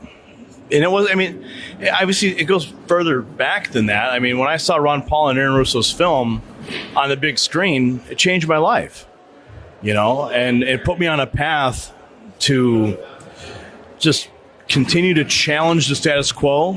And ultimately, what it comes down to is not being afraid to ask questions. Definitely. Just ask questions. And in some countries, you are not allowed to do so. And I want to make sure that we continue to ask questions. We continue to seek truth. And when we see things that are going wrong, we try to fix it. And that's what we do. That's exactly what you do at Next News Network. So first thing I want to ask you, you were invited by the White House to be a White House correspondent. Tell us what that experience has been like. Well, first of all, I never thought I'd be there. I always wanted to be in those briefing rooms. I mean, even during like the first administration of Donald Trump, we would watch the press briefings, and I've always I just felt this draw. I needed to be in that room. How do I get in that room? And I never could figure out exactly how. And then, of course, when the election was stolen in 2020, we all woke up that morning. It was like a nightmare. And we lived through a nightmare for 4 years. Yeah. And then finally, when Trump won again, the third time, we heard rumblings that there would be this new media seat, this new environment for fresh voices, fresh faces that would be able to challenge those people who are sitting in those assigned seats. And so we heard about it, we heard rumblings of it, and then suddenly Caroline Leavitt went to the podium that day, and she said, "This is what we're doing. This is how we're doing it, and here's the link to do it." I'm like, well, that was cool. So you signed up? Well, it's kind of an interesting story because we did sign up through that channel. However, because we never stopped fighting, through the years, we'd go to events like this. We would meet people, make connections, exchange information, and people would go on and do their own thing. And suddenly, like, you follow people on X or you follow people or their website or whatever, and you check in on them from time and time again, and you see, wait a second, this person just got hired at the White House. What are they, deputy what? You know? Right. So I made a couple phone calls, reached out, and he's like, email this person, drop the name, and there we are. So are you living there part-time now, or how does it work? No, I try to go out there at least once a month. So if I go out there, you know, one time I go for like a week at a time. Okay. You know, because it does cost a lot to go out there. And I'm not just going to fly in for a couple of days. And the reason being is because you never know what's going to happen. And like we sent a guy out, Thomas McCullough, he's our other White House correspondent. We sent him out there. And then Trump goes out to the Middle East for a week. And I'm like, okay, well, it's basically a ghost town at the White House with nothing's going on. So we had to we just have to roll the punches, modify our production. Now you're reporting from afar, but at least you're on White House grounds. True, yeah. So you have the White House behind you officially. You can use all the resources they have in the building because you can. You can walk in there and you can sit down in any of those seats and you could go, gorge on their vending machine if you want to, it's all there, it's all accessible. Now, real quick, tell our audience how they monitor, how they follow your news. Next News Network, but where can they find you? Well, we're still on YouTube, believe it or not. We've had to jump. Miracle. Yeah, it's a miracle. We've had to jump through a lot of hoops for that. I have to thank a certain number of people for helping us. Zach Voorhees, Google whistleblower, helping us get remonetized through the Texas Senate testimony that he gave, which, of course, the Texas committee subpoenaed Google, and you can look it up. But you can find us on YouTube. You can find us on X, Next News Network. We're on Rumble as well. So you can find us on all the platforms. Okay, one last question. I got to ask you a tough question on this. How do you handle the interaction with the press secretary on some of the contentious issues that are kind of fragmenting the MAGA base right now, like the jabs or whatever? How do you deal with that there and kind of keep the pressure on, but also stay invited? You know what I mean? How do you balance? Well, first of all, you just got to raise your hand. Just got to raise your hand. Hope you get called on. I've made friends there at the White House who are also in different media outlets, and it really is just a relationship game and how you connect with people. And, I went into the upper press office one day and there was Caroline Leavitt walking around the corner coming from the Oval Office, and she was this far away from me and I almost bumped into her. Yeah. And I was just like, oh my goodness. I was like, Caroline, and I had just finished introducing myself to the whole upper press team. And I said, we're going to fight the fake news or something like that along those lines as she was walking away. And, just so she knows that I'm not out to play gotcha games with these people. Right. Yeah. Because the media previously was always just playing gotcha. Yeah, always gotcha games. And the thing is, we are a new face in there. They see us as a new face. The old guard is in there and they don't like us in there. They feel entitled to, there's a pecking order and just learning that process at the same time it's really difficult because you don't walk in there and here's your orientation class. They don't do it, right. The stories I could tell you just being there in the first couple of weeks. But to get back to your other question, when am I going back? I'm not sure exactly yet. We just got back from our NATO summit trip. We were with the White House delegation there. We're traveling in the motorcades and seeing the war machine overseas was a pretty remarkable experience. You were just covering the Texas delegates evading voting. Yeah, ironically, I'm in Texas now. I'm from Illinois, and the Texas Democrats were just caught in St. Charles, Illinois, which is 5 minutes from my house. Oh, okay. So you went in that you found them. Yeah, so we had Mark Vargas, who works with Illinois Review. He was actually one of the architects of Roger Stone's commutal with Donald Trump. So he gets a phone call from some of the grassroots guys, and they're like, "Yeah, we think these Democrats are hanging out in St. Charles at the Q Center." So Vargas contacts my friend Chad. Chad goes over there, does recon that night, sees the place lit up because it's usually dark. I go there the next day, and I'm like, "I'm here to interview Jasmine Crockett," and they're like, "Wait a minute, who are you?"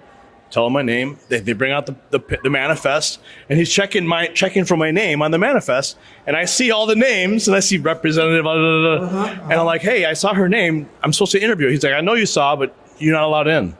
So we busted them. But you confirmed that they were there. Yeah, we busted them cold. And since then, Governor Abbott has unleashed the FBI to try to find some of these people, right? Didn't Bongino confirm that? I believe that was true. I didn't look much further than what I heard about it. But yeah, from what I understand, the FBI is getting involved. But I don't know. I did speak to some law enforcement in Illinois with respect to jurisdiction, because I said, listen, you got an active warrant out of the state of Texas, out of the state house of all places. Can't they go and arrest these people?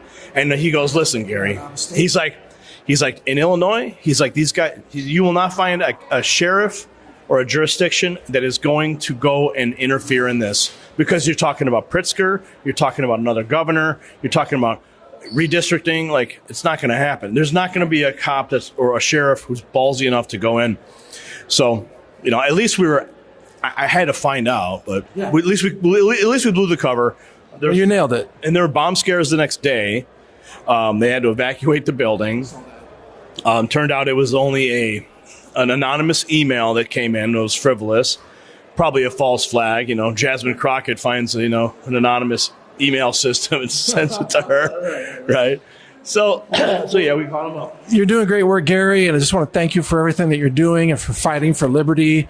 Next News Network, everybody. Gary Franchi, I've known you for many, many years. Thank you for all your work, all that you do. Well, and Mike, your work is inspiring millions and millions of people and waking up people, and on so many dimensions too, and not just on the health front, but the freedom front.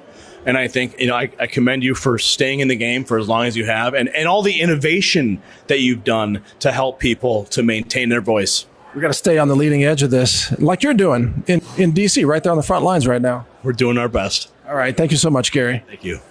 Organic blueberries. There was my hit with Mike Adams just outside of the Ron Paul event. And now, speaking of Texas House going nuclear. 88-7 vote orders a sergeant at arms to hunt down missing Dems after warrant of arrest, drag them back to the chamber by any means necessary. 6-hour recall rule in effect. Quorum games are over. This we posted just 2 hours ago. But listen to this first. The committees. I have been told, and I expect, that we will reestablish quorum on Monday. Although I have not seen any public statements directly from those who are not here, that seems to be what people have the expectation of. When we do establish quorum, these bills will be immediately referred. The committees will expected to have immediate hearings all of next week, and we will work to accomplish every item on the call and even some more. My goal will be to have this body accomplish this and be able to adjourn sine die before the Labor Day weekend. Here we have more from the Texas House going nuclear, 88-7 vote. Order beacon. Chair recognizes Mr. Guerin for a second motion. Thank you, Mr. Speaker and members. Mr. Speakers, I move that the Sergeant of Arms or officers appointed by her send for all absentees whose attendance is not excused for the purpose of securing and maintaining their attendance under warrant of arrest if necessary, and that this order be continued beyond the adjournment of today's session until the further order of the House. Members, you've heard the motion. All those in favor vote aye. All those opposed vote nay. It's a record vote. Clerk, ring the bell. Show Representative Guerin voting aye. Mr. Hunter voting aye. Have all members voted? Have all members voted? 88 ayes and 7 nays. The motion prevails. The Sergeant at Arms and any officers appointed by her are directed to send for all absentees whose attendance is not excused for the purpose of securing and maintaining their attendance under warrant of arrest if necessary until further. Under warrant of arrest if necessary. Here we have this from Gavin Newsom claiming he supports independent redistricting, then announcing he plans to pick up 5 seats in Congress by pushing aside the Independent Redistricting Commission. This level of hypocrisy, it rivals the French Laundry. Kevin Kiley posting this from CNN. GOP lawmaker pushes to halt mid-decade redistricting. Map and to return. I'm very concerned about my own state of California, and what's happening in California is actually much worse than what's happening anywhere else. And as I've said, I don't agree with what's happening in Texas either. But in California, we have an independent commission that was established by the voters. And so now there's an attempt not just to redraw district maps in the middle of the decade, but to abolish that independent commission, to throw out its map, and to return power into the hands of politicians, even though voters said that's exactly what they don't want. And I don't think it's any justification to say that something wrong is happening in some other state. I mean, this fails the test of kindergarten logic, that two wrongs don't make a right. And just because there's something that we don't like going on elsewhere, that doesn't mean that our voters should be punished for it, that we should make our elections less fair in California, that we should degrade our politics, which is why groups like Common Cause and the League of Women Voters have come out and said this is a dangerous move, knowing full well what's going on in Texas and other states. They said this is the wrong thing for California. I'm very concerned. Let's keep going here. We've got some more. After ordering lawmakers back to the Texas Capitol for a second special session, Abbott talked briefly about where the legislature stands with the Texas House Democrats. Wait and see. Every strategy is at play. Depends on when and whether the Democrats show up. You know, they talk as though they're going to be showing up today or tomorrow. We'll wait and see. But we hold a lot more bullets in our belt that we'll be ready to use if we need to. Thank y'all very much. Abbott says he's got bullets in his belt. 3 days ago, Texas House Democrats bent the knee and are supposedly returning to Texas for Abbott's special session to pass the new Texas map. But after we're learning this is 8 hours ago, Texas House Democrats, after we issued our conditions to return home yesterday, Texas Republicans have given in and ended their corrupt special session. They tag Abbott saying he can release the flood funding at any moment, call his office and tell him. Here's another Texas House Democrat who broke the quorum with their two goals. This is what they state: to kill the first special session and find partners in other states to neutralize Abbott's maps. As of this morning, the House is adjourned and California is committed to act if they must. How sick is this? Multiple sources telling ABC News that Democrat lawmakers who left Texas to block new congressional maps will return to the state. Let's check in with Steve Bannon. The feckless nature of Newsom, he wasn't just going to sit there with the feckless nature of the Texas governor and lieutenant governor and speaker of the House, right? Didn't get it done in the regular session, didn't get it done in the first special session. What do they think this is a badge of honor? You're just going to do 9 special sessions and eventually they'll give up? You got to take bold action and get it done at the beginning. This is the way you shut down the Gavin Newsoms in the world. Newsom, he wasn't just going to sit there. Gavin Newsom threatening to redistrict California now. Here is a Henry Drums writing, Texas Republicans caving to the Democrats. Same old story. Quote tweeting Brian Harrison, Democrats officially defeat entire special session. That is why Abbott has to call a second special session. Howdy neighbors, Brian Harrison here, walking out of the Capitol here in Austin with just a quick update. Just walked off the floor and guys, it's official. The first special session is over. The Democrats have won. They were able to thwart the Republican priorities, every single one of them. That includes redistricting, that includes property tax relief. And because of the weak, effectively non-response, I would argue assistance, of the supposedly Republican leadership, in particular in the Texas House, the Democrats have allowed to do something even bigger than just thwarting the items that were on the agenda for special session. They have been able to move around the country freely without arrests to galvanize national public support against our very urgently needed redistricting efforts. And so the bottom line is this: the Democrats have won. They wiped the floor in fact, with the Republican elected leadership in the state of Texas, who has exacted exactly 0 punishments on even a single one of these rogue Democrats, despite all the promises to vacate their seats and arrest them. There have been 0 Democrats with their seats vacated. There have been 0 Democrats arrested. Not one Democrat's been pulled off a single committee. Not one Democrat committee chairman, yes, Democrats chair committees in Texas, have lost their chairmanships. Not one Democrat has had their seniority taken off. Not one Democrat has had the governor, speaker, or lieutenant governor pledge to kill their legislation. Guys, that just goes to show you. That just goes to show you that even in Texas, there are Republicans without a spine. 7 hours ago, KFDM News writes, Texas Democrats called the new redistricting maps radically discriminatory. Texas Democrat Caucus Chair Gene Wu saying, we have stood firm in our fight against a proposed Jim Crow congressional district map. So let's check in with ABC News real quick. And say the new map. Multiple sources tell ABC News the Democratic lawmakers who left Texas to block new congressional maps from being voted on will return to the state soon. Texas Governor Greg Abbott says he will call another special session to vote on the maps if the House fails to reach a quorum again on Friday. President Trump and other Republicans say the new maps would likely give them 5 more seats in Congress. Now, California Governor Gavin Newsom, a Democrat, is vowing to draw new maps there in California that will, quote, end the Trump presidency. ABC's political director Avery Harper is here for more on this. So, Avery, what's the latest on these Texas Democrats? Why come back now? Right. I think that they feel, and we know from the multiple sources that have told us, that they have accomplished their mission of delaying and derailing this first special legislative session that Greg Abbott called in Texas.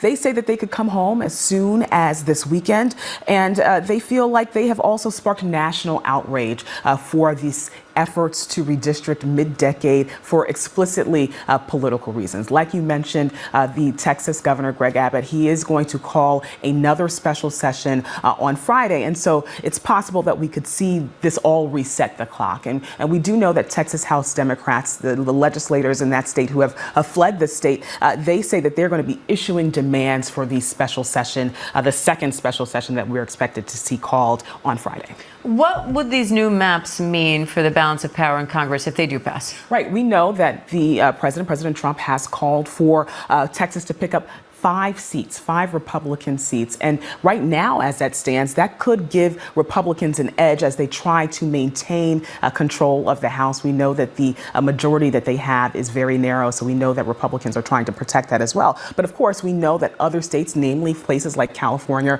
are trying to take efforts to redistrict in Democrats' favor in an effort to try and neutralize some of Texas's efforts. Now, California Governor Gavin Newsom's press office, it looks like they're trying to troll President Trump here with this post on social media, sort of writing in the president's style that California will now draw new, more beautiful maps, that they will be historic, and they will end the Trump presidency, and then in parentheses, Dems take back the House.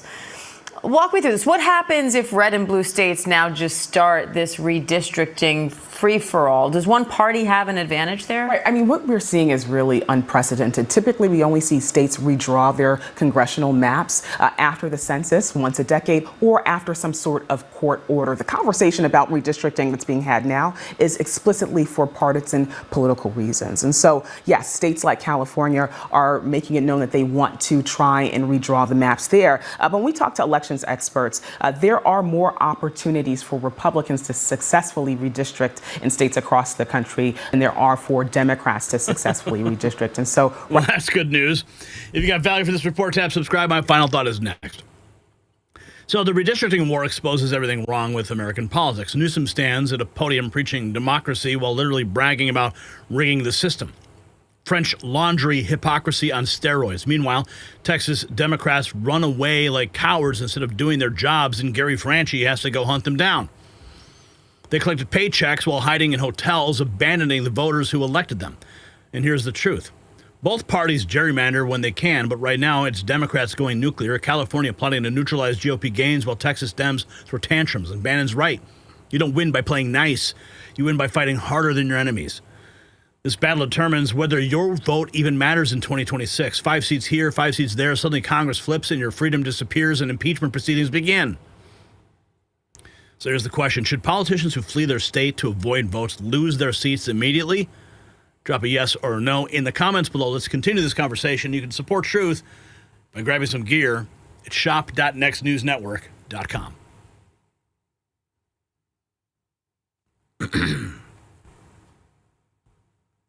And look at that. We've got Irving for the win. $77. Holy cow. Since you work hard to bring us the raw, unfiltered news and our White House insider. Thank you, Irving, for putting us over the top with $33 and $77. But I'm seeing chat revenue at 110. Where is that? How is that happening? How does that even work? Trying to... Oh. Maybe I should learn how to do math.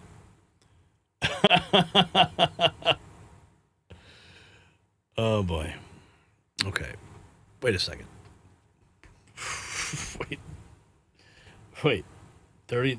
Oh, yeah. Okay. Okay. Yeah. 77. I did the math totally wrong. 77 plus 33 is $110. Yeah.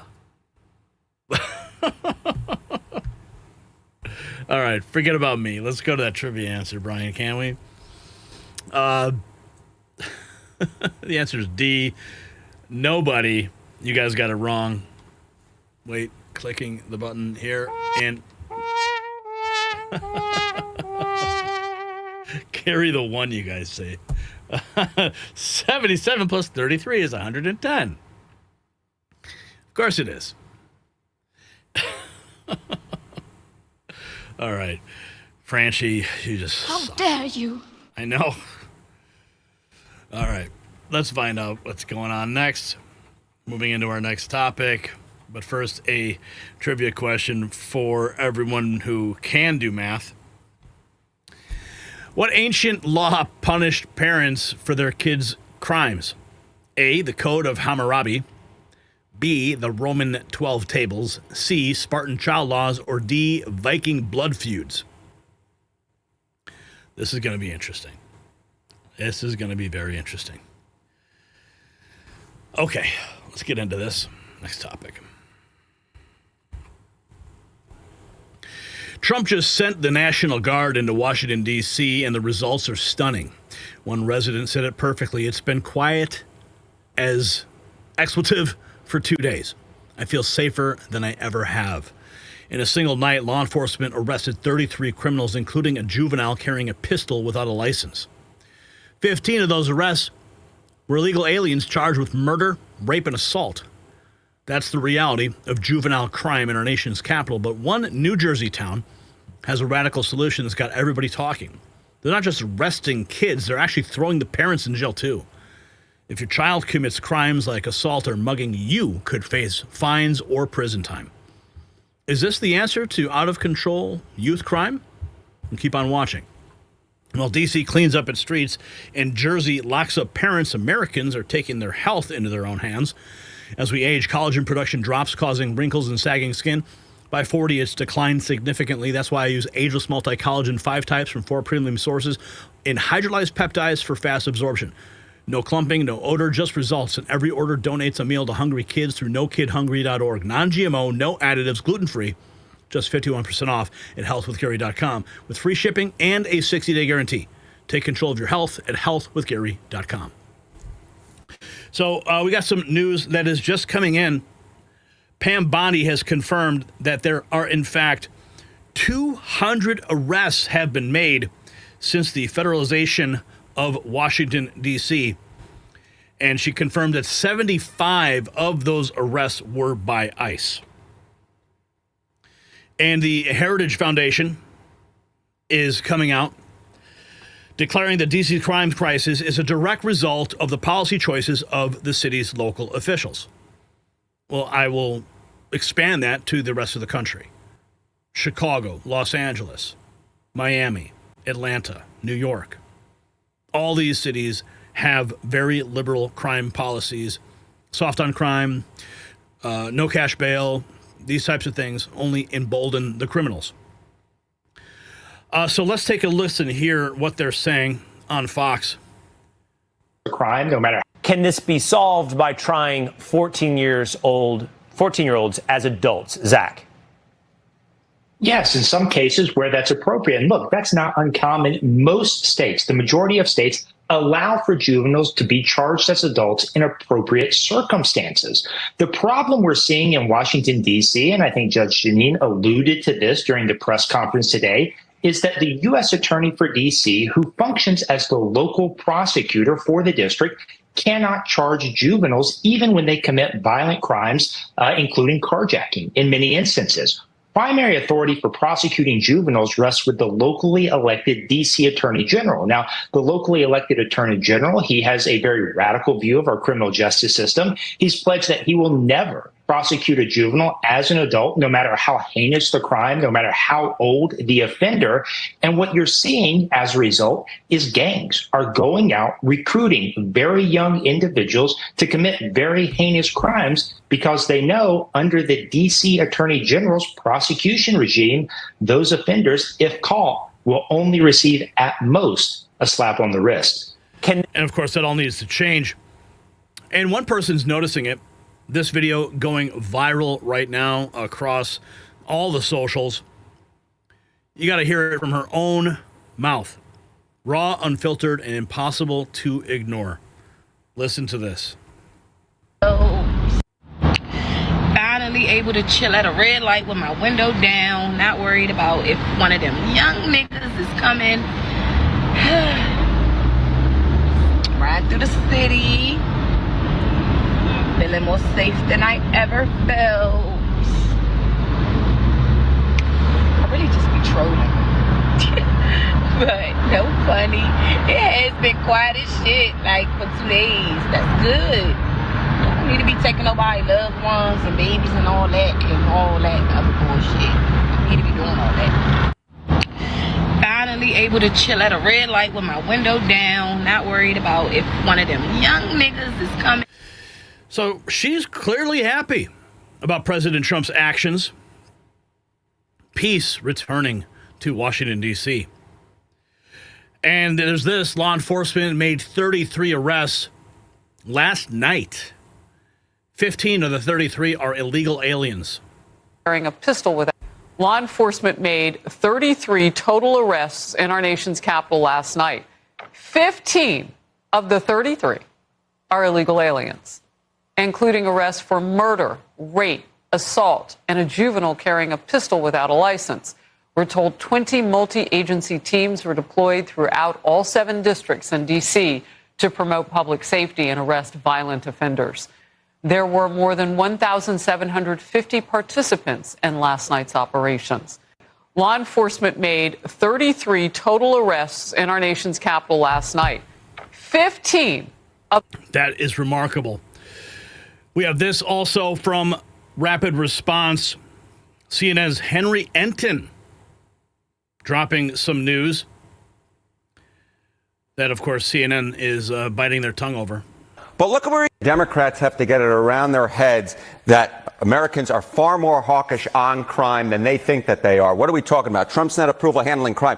Where was he last year? He was way underwater at minus 13 points views of term number 1.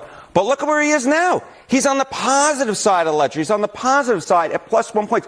Americans view Trump far more favorably now on crime than they did a year ago. Donald Trump is like Air Jordan towering over Joe Biden when it comes to their handling of crime. Look, in 2024, look at where Biden's net approval was on crime. Way underwater there at minus 26 points. It was one of Biden's worst issues. Granted, pretty much every issue was one of Biden's worst issues. And again, look at where Donald Trump is. Way, way, way above Joe Biden. What is that? That's 27 points. So Americans vastly prefer Donald Trump's approach to crime than they did to Joe Biden. In 2023, Republicans were favored by 13 points. Look at where they were in May of this year. Republicans were actually favored by 16 points. They actually gained ground on crime. They were maintaining their edge and actually added a little bit to it. Democrats have to get it around. You got to love that, right? Coming from CNN. Here's more from CNN. D.C. leadership says they've never seen any action that causes more risk to the public safety than Pam Bondi ending their sanctuary policies. The action. And as Chief Smith has said in the papers, in her nearly 30 years of enforcing the law, both as a federal law enforcement officer and as chief of police, she has never seen any action that causes more risk to the public safety than the actions of AG Bondi last night in her Bondi order of about 7:45 at night. Yeah, really? Just trying to make this safe, buddy. And down in New Jersey, here is the New York Post cover. Jersey town will punish moms and dads if kids break the law. The parent slap. Moms and dads in New Jersey will be held accountable and can be tossed in jail if fined if their badly behaving kids are found guilty of committing such offenses.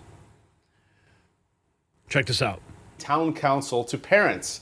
And keep your children under control or face the consequences. That's the message from one New Jersey town council to parents. And with a new law just passed, parents, if they fail to stop their kids from breaking the law, could wind up with a $2,000 fine or face 90 days in jail. And naturally, some parents are outraged, say this is going way too far.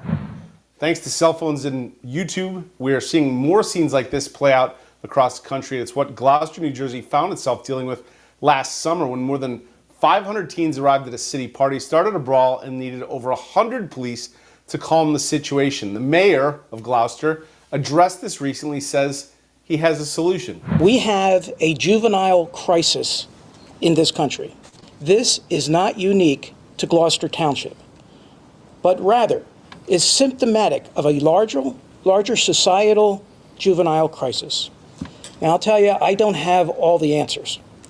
But one possible answer is to hold parents accountable for their children.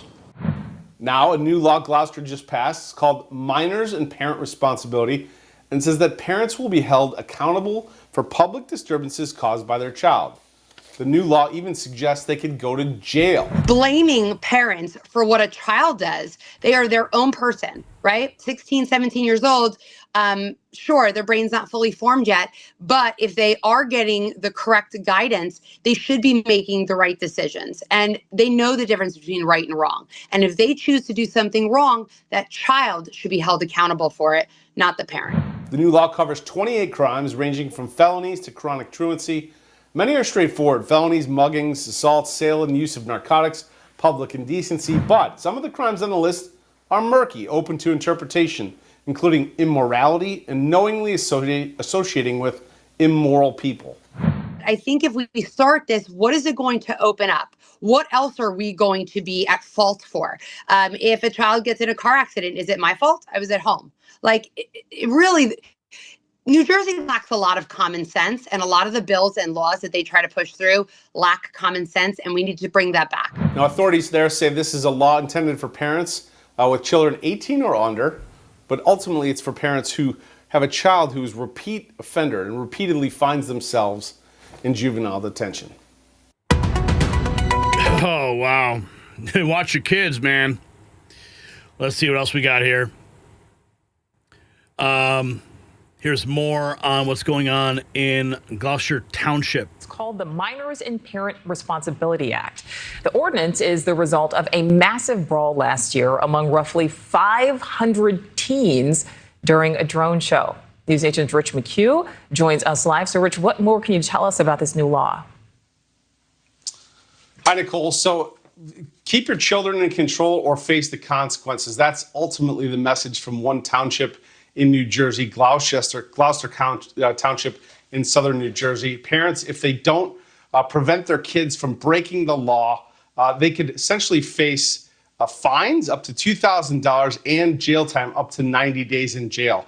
Some parents are outraged, say this sets a dangerous precedent. You know, thanks to cell phones and YouTube, we're seeing more scenes like this play out across the country. Let's check in with Janine Pirro. Committed by young, I see too much violent crime being committed by young punks who think that they can get together in gangs and crews and beat the hell out of you or anyone else. They don't care where they are. They can be in DuPont Circle, but they know that we can't touch them. Why? Because the laws are weak. I can't touch you if you're 14, 15, 16, 17 years old and you have a gun. I convict someone of shooting another person with an illegal gun on a public bus in the chest, intent to kill. I convict him. And you know what the judge gives him? Probation. Says you should go to college. We need to go after the D.C. Council and their absurd laws. We need to get rid of this concept of, no cash bail. We need to recognize that the people who matter are the law-abiding citizens. And it starts today. But it's not going to end today, because the president is going to do everything we need to do to make sure that these emboldened criminals understand we see you, we're watching you, and we're going to change the law to catch you. And my final note is this. These kids understand that the jurisdiction is through the state attorney general, Brian Schwab. I did a poster of the young man from Doge who was beaten bloody with a severe concussion, a broken nose. And then I did a poster of what happens to those kids, because I can't arrest them, I can't prosecute them. They go to family court and they get to do yoga and arts and crafts. Enough. It changes today.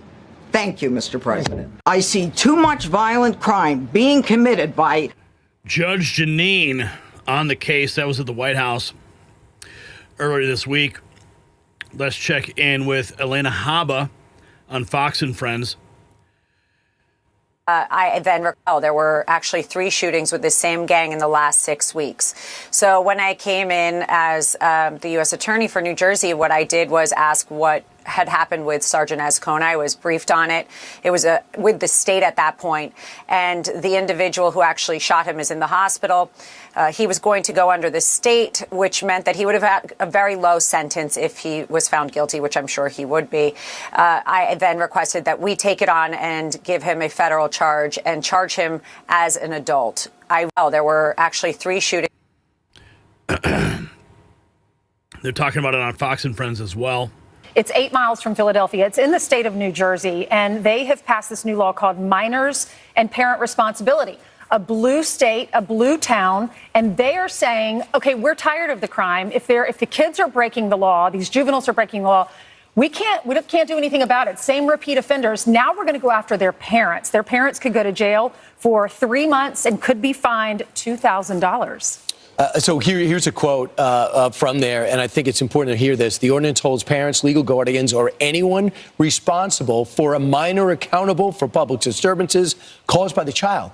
The ordinances list 28 offenses that could make caretakers liable, ranging from felonies to minor infractions like loitering, breaking curfew, or chronic truancy. If a child is repeatedly found guilty in juvenile court, notice they say repeatedly, their caretaker could face up to 90 days in prison and or a fine of $2,000. Now, the first time I ever heard of this was if you have a party and you have kids over when the age went up to 21. So if you have a graduation party, parents would be saying, make sure these kids aren't drinking, because if they get in a car, get in an accident, you lose everything. Right. But now this is accelerating. And I think I think this is a good, important trend. Notice they're not looking to get it from one infraction. Constant. There's a problem. Now they're going to make them responsible. Sometimes you have to force parents to parent. So when I worked in juvenile court, this was typical. I mean, the judge would send out before the court date, even a dress code, to your point of put on a tie, of what she expected in her courtroom. And there were many times where the court made it very clear that when the parents didn't get the kids to school, you're going to jail as well. And it extended to their criminal behavior as well. Mom, Dad, what is the problem here? What were you doing this time? Why was he on the street after 9 o'clock? Did you know about this? And so maybe this is new from there, but in many states, in many cities, the courts are already doing this. I know there was a wave of these new DAs that wanted to reimagine the criminal justice system, but now we got the kids that are running the street now, and we can't have it. There are some critics because they say, what if you have 3 great kids, but then you have one child that's just unruly? always gets in trouble. We all grew up with that person that came from, nice parents that did care, but they just couldn't be controlled. And so those are some of the critics that are worried about going to prison, putting a parent in prison for 90 days, 3 months, and and then other people said, and then you take parents away from those other good kids, the 3 good kids. Right. So this is a Bergen County Moms for Liberty chairman, Alex Bull. If you got value from that report, hit subscribe. My final thought is next. Trump's D.C. crackdown proves what we've known all along. When you enforce the law, crime drops, period. Americans now view Trump like Air Jordan towering over Biden on crime. Why? Because he delivers results and not excuses. And that juvenile with the pistol, under Biden, he'd be back on the streets. Under Trump, he's behind bars. And now Jersey's taking it even further, holding parents accountable when their kids terrorize communities. And Judge Janine warned us our laws are weak. We can't touch anyone 14 to 17 years old. Well, that changes. D.C. leadership crying about ending sanctuary policies while their streets were war zones? That's exactly why Trump acted. He's protecting law-abiding citizens in a city that prioritized criminals and illegals for decades. So here's my question. Should parents face jail time when their kids commit violent crimes? Drop a yes or no in the comments below. Let's continue this conversation, and you can show your support for the Next News Network and check out our merch shop at shop.nextnewsnetwork.com.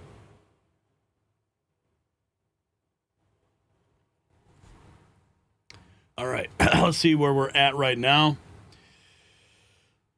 We've got over $110. Thank you, Irving, for helping us meet our goal today. Pothead Kenny, after-school programs were awesome. Bring back the love and fun. Corian says, we knew we'd get whipped in public. James, I drove a semi for 30 years. After-school Olympics. Yes, the parents and kids will learn. All right, let's find out the answer to that question. I'm curious. What did you guys say? The Code of Hammurabi. Nope.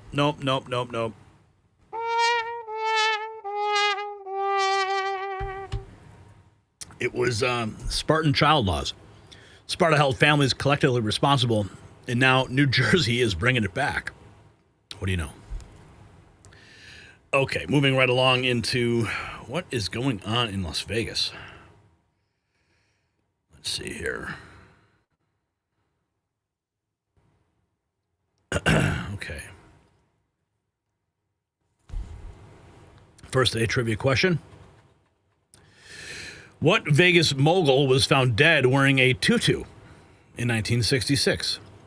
A, Bugsy Siegel's cousin. B, Howard Hughes' double. C, nobody, that's just weird. Or D, the Flamingo's chef.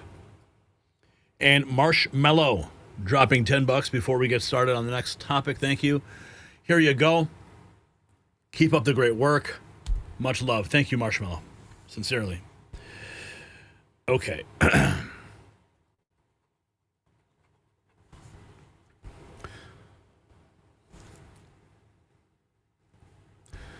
Blackstone. Sorry, Brian. Take 2. Blackstone has been destroying American dreams one house at a time. They've bought up entire neighborhoods, jacked up rents 38%, and turned generations of families into permanent renters. $1 trillion in assets. They control nearly 30% of the Vegas Strip real estate. They thought they were untouchable. Then on July 29th, their CEO, Wesley LePanter, he was gunned down in broad daylight inside their Manhattan headquarters. The shooter, a former casino worker. And here's the kicker. Vegas gaming revenues crashed 40% in just 12 months. The city is bleeding out while Blackstone bleeds, literally. The media barely whispered about this assassination. Why? Because when you connect the dots between housing theft, Vegas collapse, and executive murder, the picture gets very, very dark. And while Blackstone squeezes families out of homes, causing real pain across America, there's one thing that actually works for pain relief. You're getting older. I'm getting older. Joint pain is inevitable, but standard turmeric barely absorbs in your body. Dr. Josh Levitt developed Golden Revive Plus with BCM 95 curcumin that absorbs 200 times better, plus Boswellia for inflammation, magnesium for tight muscles, and bromelain for stiff joints. Now, I take it daily. No more morning stiffness, no hesitation on stairs. And while Blackstone destroys lives, you can rebuild yours. Visit goldenrevive.com/NNN for your discount. That's goldenrevive.com/NNN. So the question is being asked, is Las Vegas dead? Gaming and entertainment down 40% over the last 12 months. Blackstone owns 30% of the real estate on the Strip. And guess who worked for a casino and murdered a Blackstone executive? Listen to this. We are in Vegas, and we're trying to see, is Las Vegas dead? So what's happening right now, you guys in Las Vegas, 40%, they are down 40% in tourism, gambling, entertainment, you name it. Also, even Caesars Entertainment right now, they are paying $6.5 million a day in interest. But here's what's really happening. In Las Vegas right now, VC and Blackstone own a majority of the real estate on the Las Vegas Strip. Let's not forget what just happened in Manhattan. We had that NYC shooter, and where did he go? To the headquarters of Blackstone. Now, who did he work for? None other than Caesars Entertainment. So you have a shooter coming from Las Vegas, going all the way to NYC to shoot up the headquarters of Blackstone.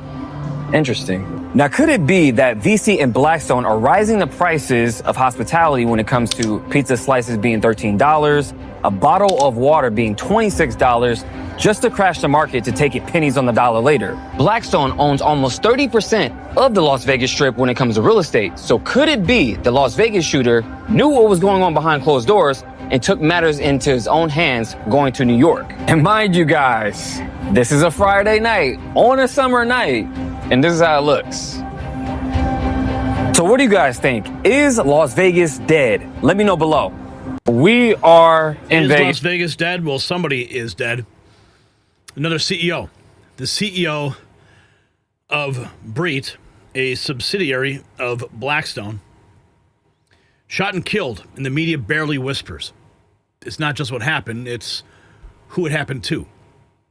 Wesley LePanter, CEO of BREIT, a subsidiary of Blackstone, the $1 trillion asset manager, was shot and killed, and the headlines won't even call her a CEO. Why? Because that word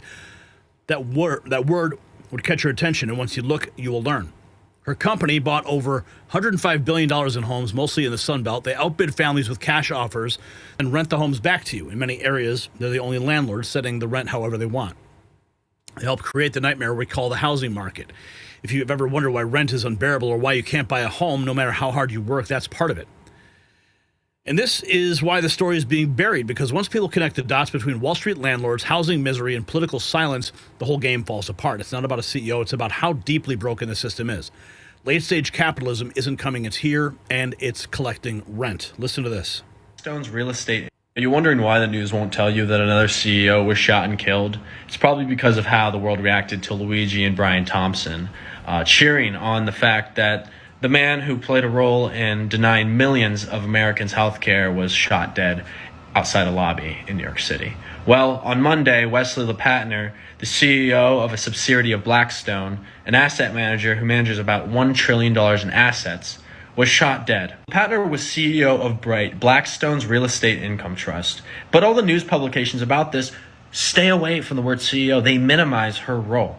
And it's because they know the word CEO will catch your attention. BREIT is directly responsible for drastically increasing home prices in this country, making it near impossible for anyone to afford a new home, let alone young Americans to dream about owning one in their future. They were founded in 2017 and poured tens of billions of dollars into buying up homes in bulk, especially in the Sun Belt region. So far, they've taken over $105 billion worth of homes off the market. What they do is buy homes in bulk for cash. They outbid anyone else, and then they put them up for permanent rent. Take them off the market. You can't buy them. In some areas, BREIT has been able to acquire monopoly power for themselves, allowing them to drive up the rent prices in entire areas, because the only people they're competing against are themselves. If you live in the Sun Belt and have experienced high rent or impossible home prices, chances are BREIT has played a role in that. So it makes sense that the institutions and ruling class don't want to name this connection to this killing, because then people will start educating and talking about it. We live in a late stage capitalism that has created these mega corporations wielding trillions of dollars in wealth that they use to maximize the wealth they extract out of you. That's why they're buying up all the homes. They want to make sure you're paying the most possible to them or paying rent to them forever. This should be illegal. If you learned something, follow me for more. Thank you. Are you wondering why the news won't tell you? Interesting insight. Very interesting indeed.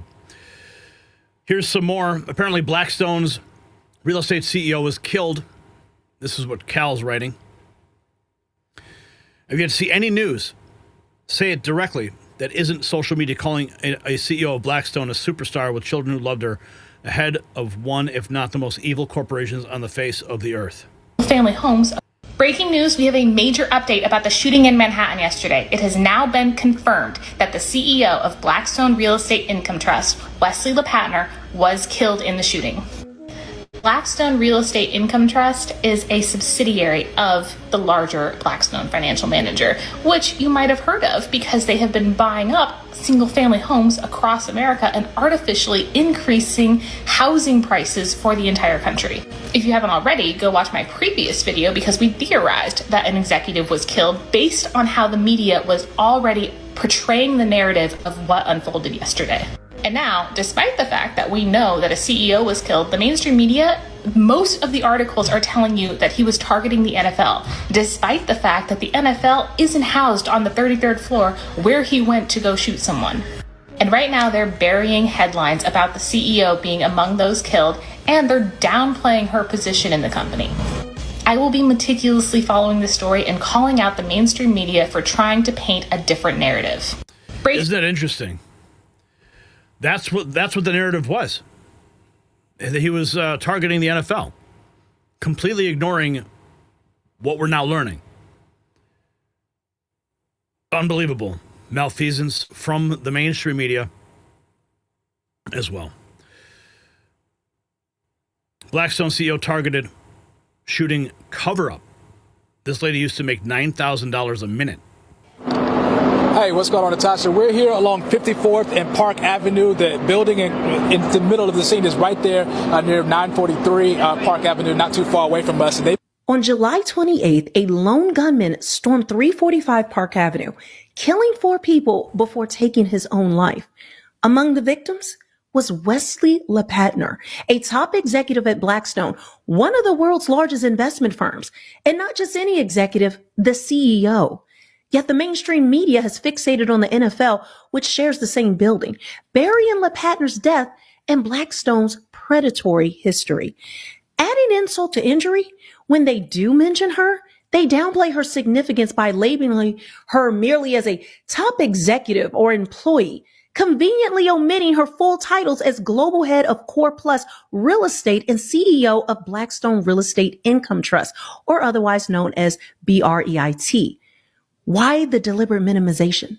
Today, we expose the truth about the assassination, Blackstone's exploitative practices, and its split from BlackRock, and how the media is steering the narrative away from the corporate giant's dark legacy.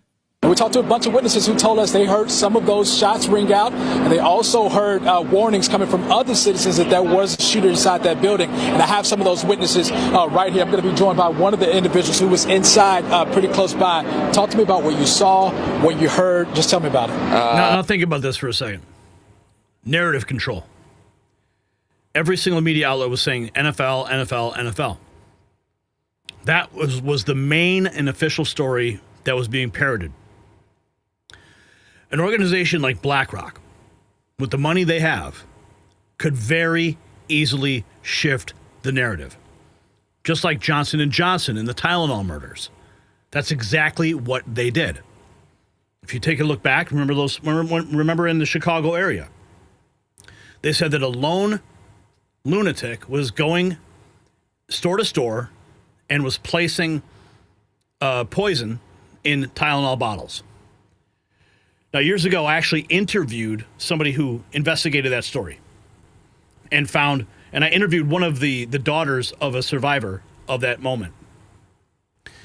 And this is what blew the entire cover for that story, is because that daughter, whose mother died, did not receive her Tylenol from a store.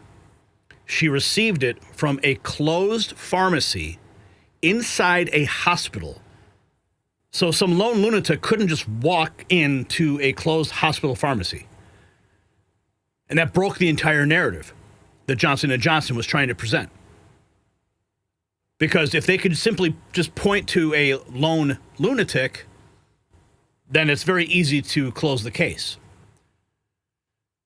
But if it was actually placed inside the bottles somewhere else, that makes it even more dangerous.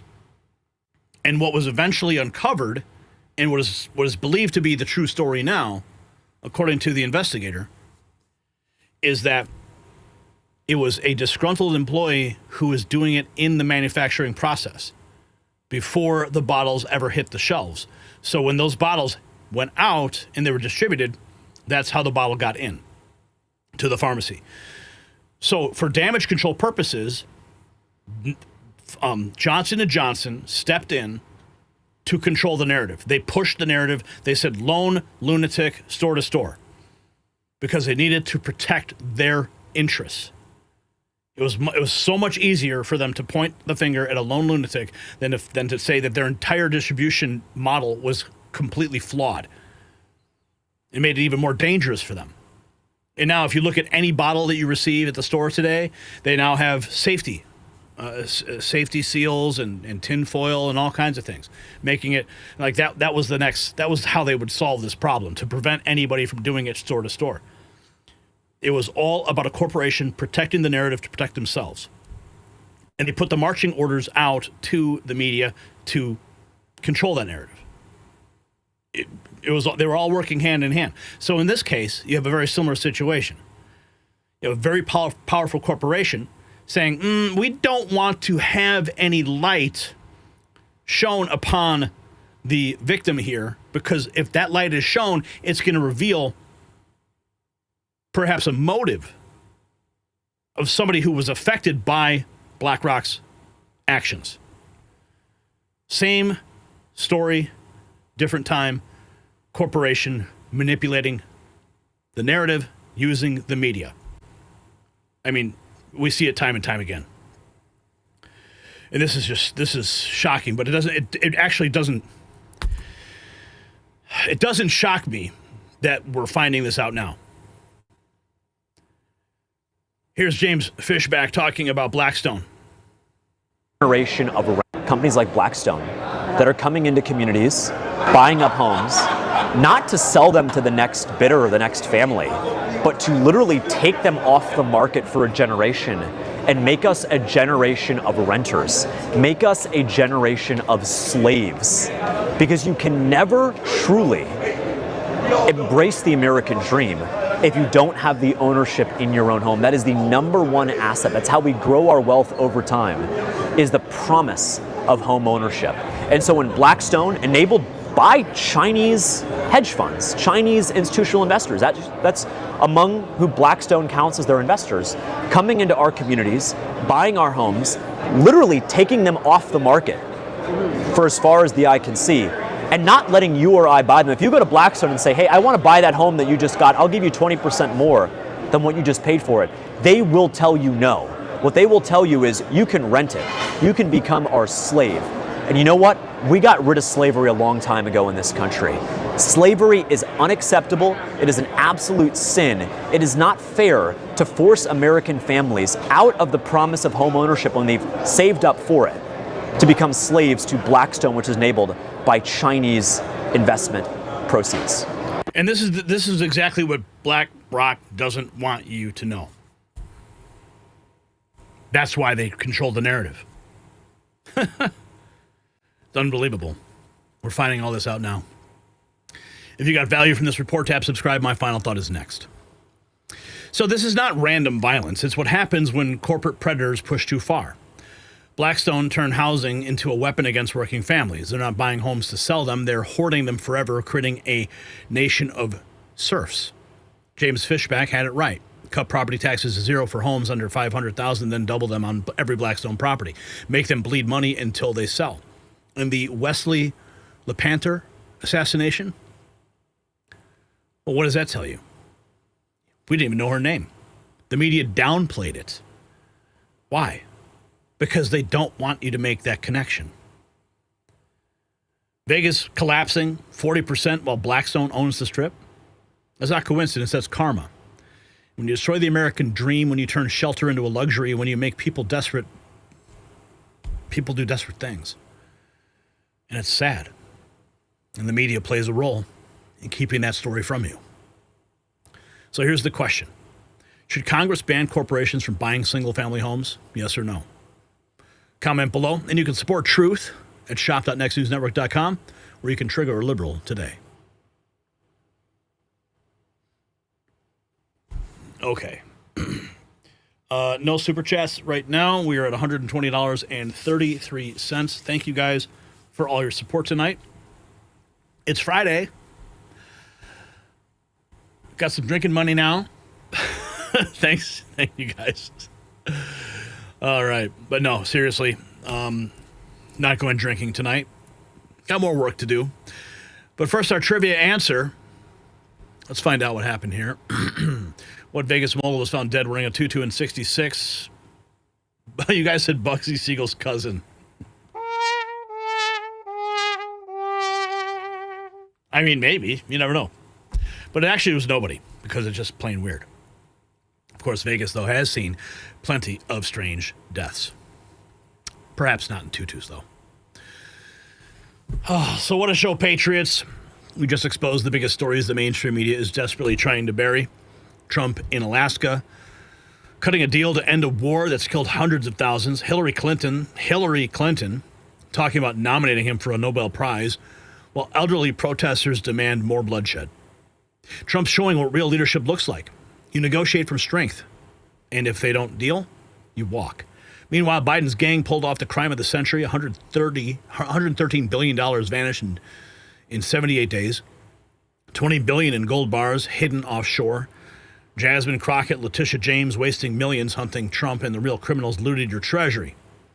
Senator Kennedy says people need to be locked up, and I say that's not enough. That's treason.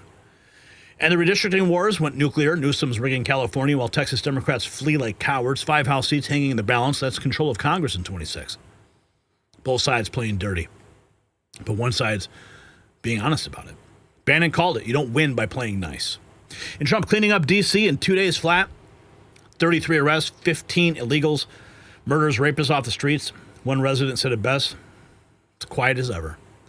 Jersey's solution, if your kid commits crimes, you go to jail. Extreme, perhaps, but when juveniles carry pistols and judges can't touch them, something's got to give.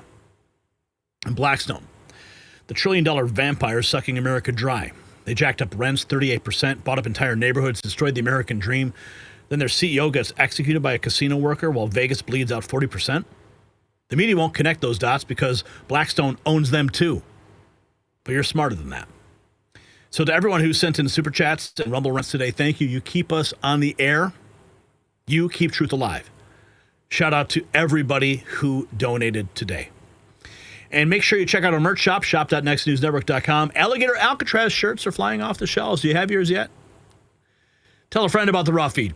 Text in the link, share it on X, bypass the algorithms. They can't stop us if we stick together. We'll be back with more stories on Monday that they don't want you to see. Until then, I'm Gary Franchi reminding you, stay informed, stay angry, and stay free. This is the Raw Feed signing off for the weekend. And if you're in the Chicago area, I want you to stop by Fan Expo Saturday or Sunday. You might just see me standing next to a DeLorean time machine. Saturday, Sunday, that's where I'll be. God bless you, and God bless America.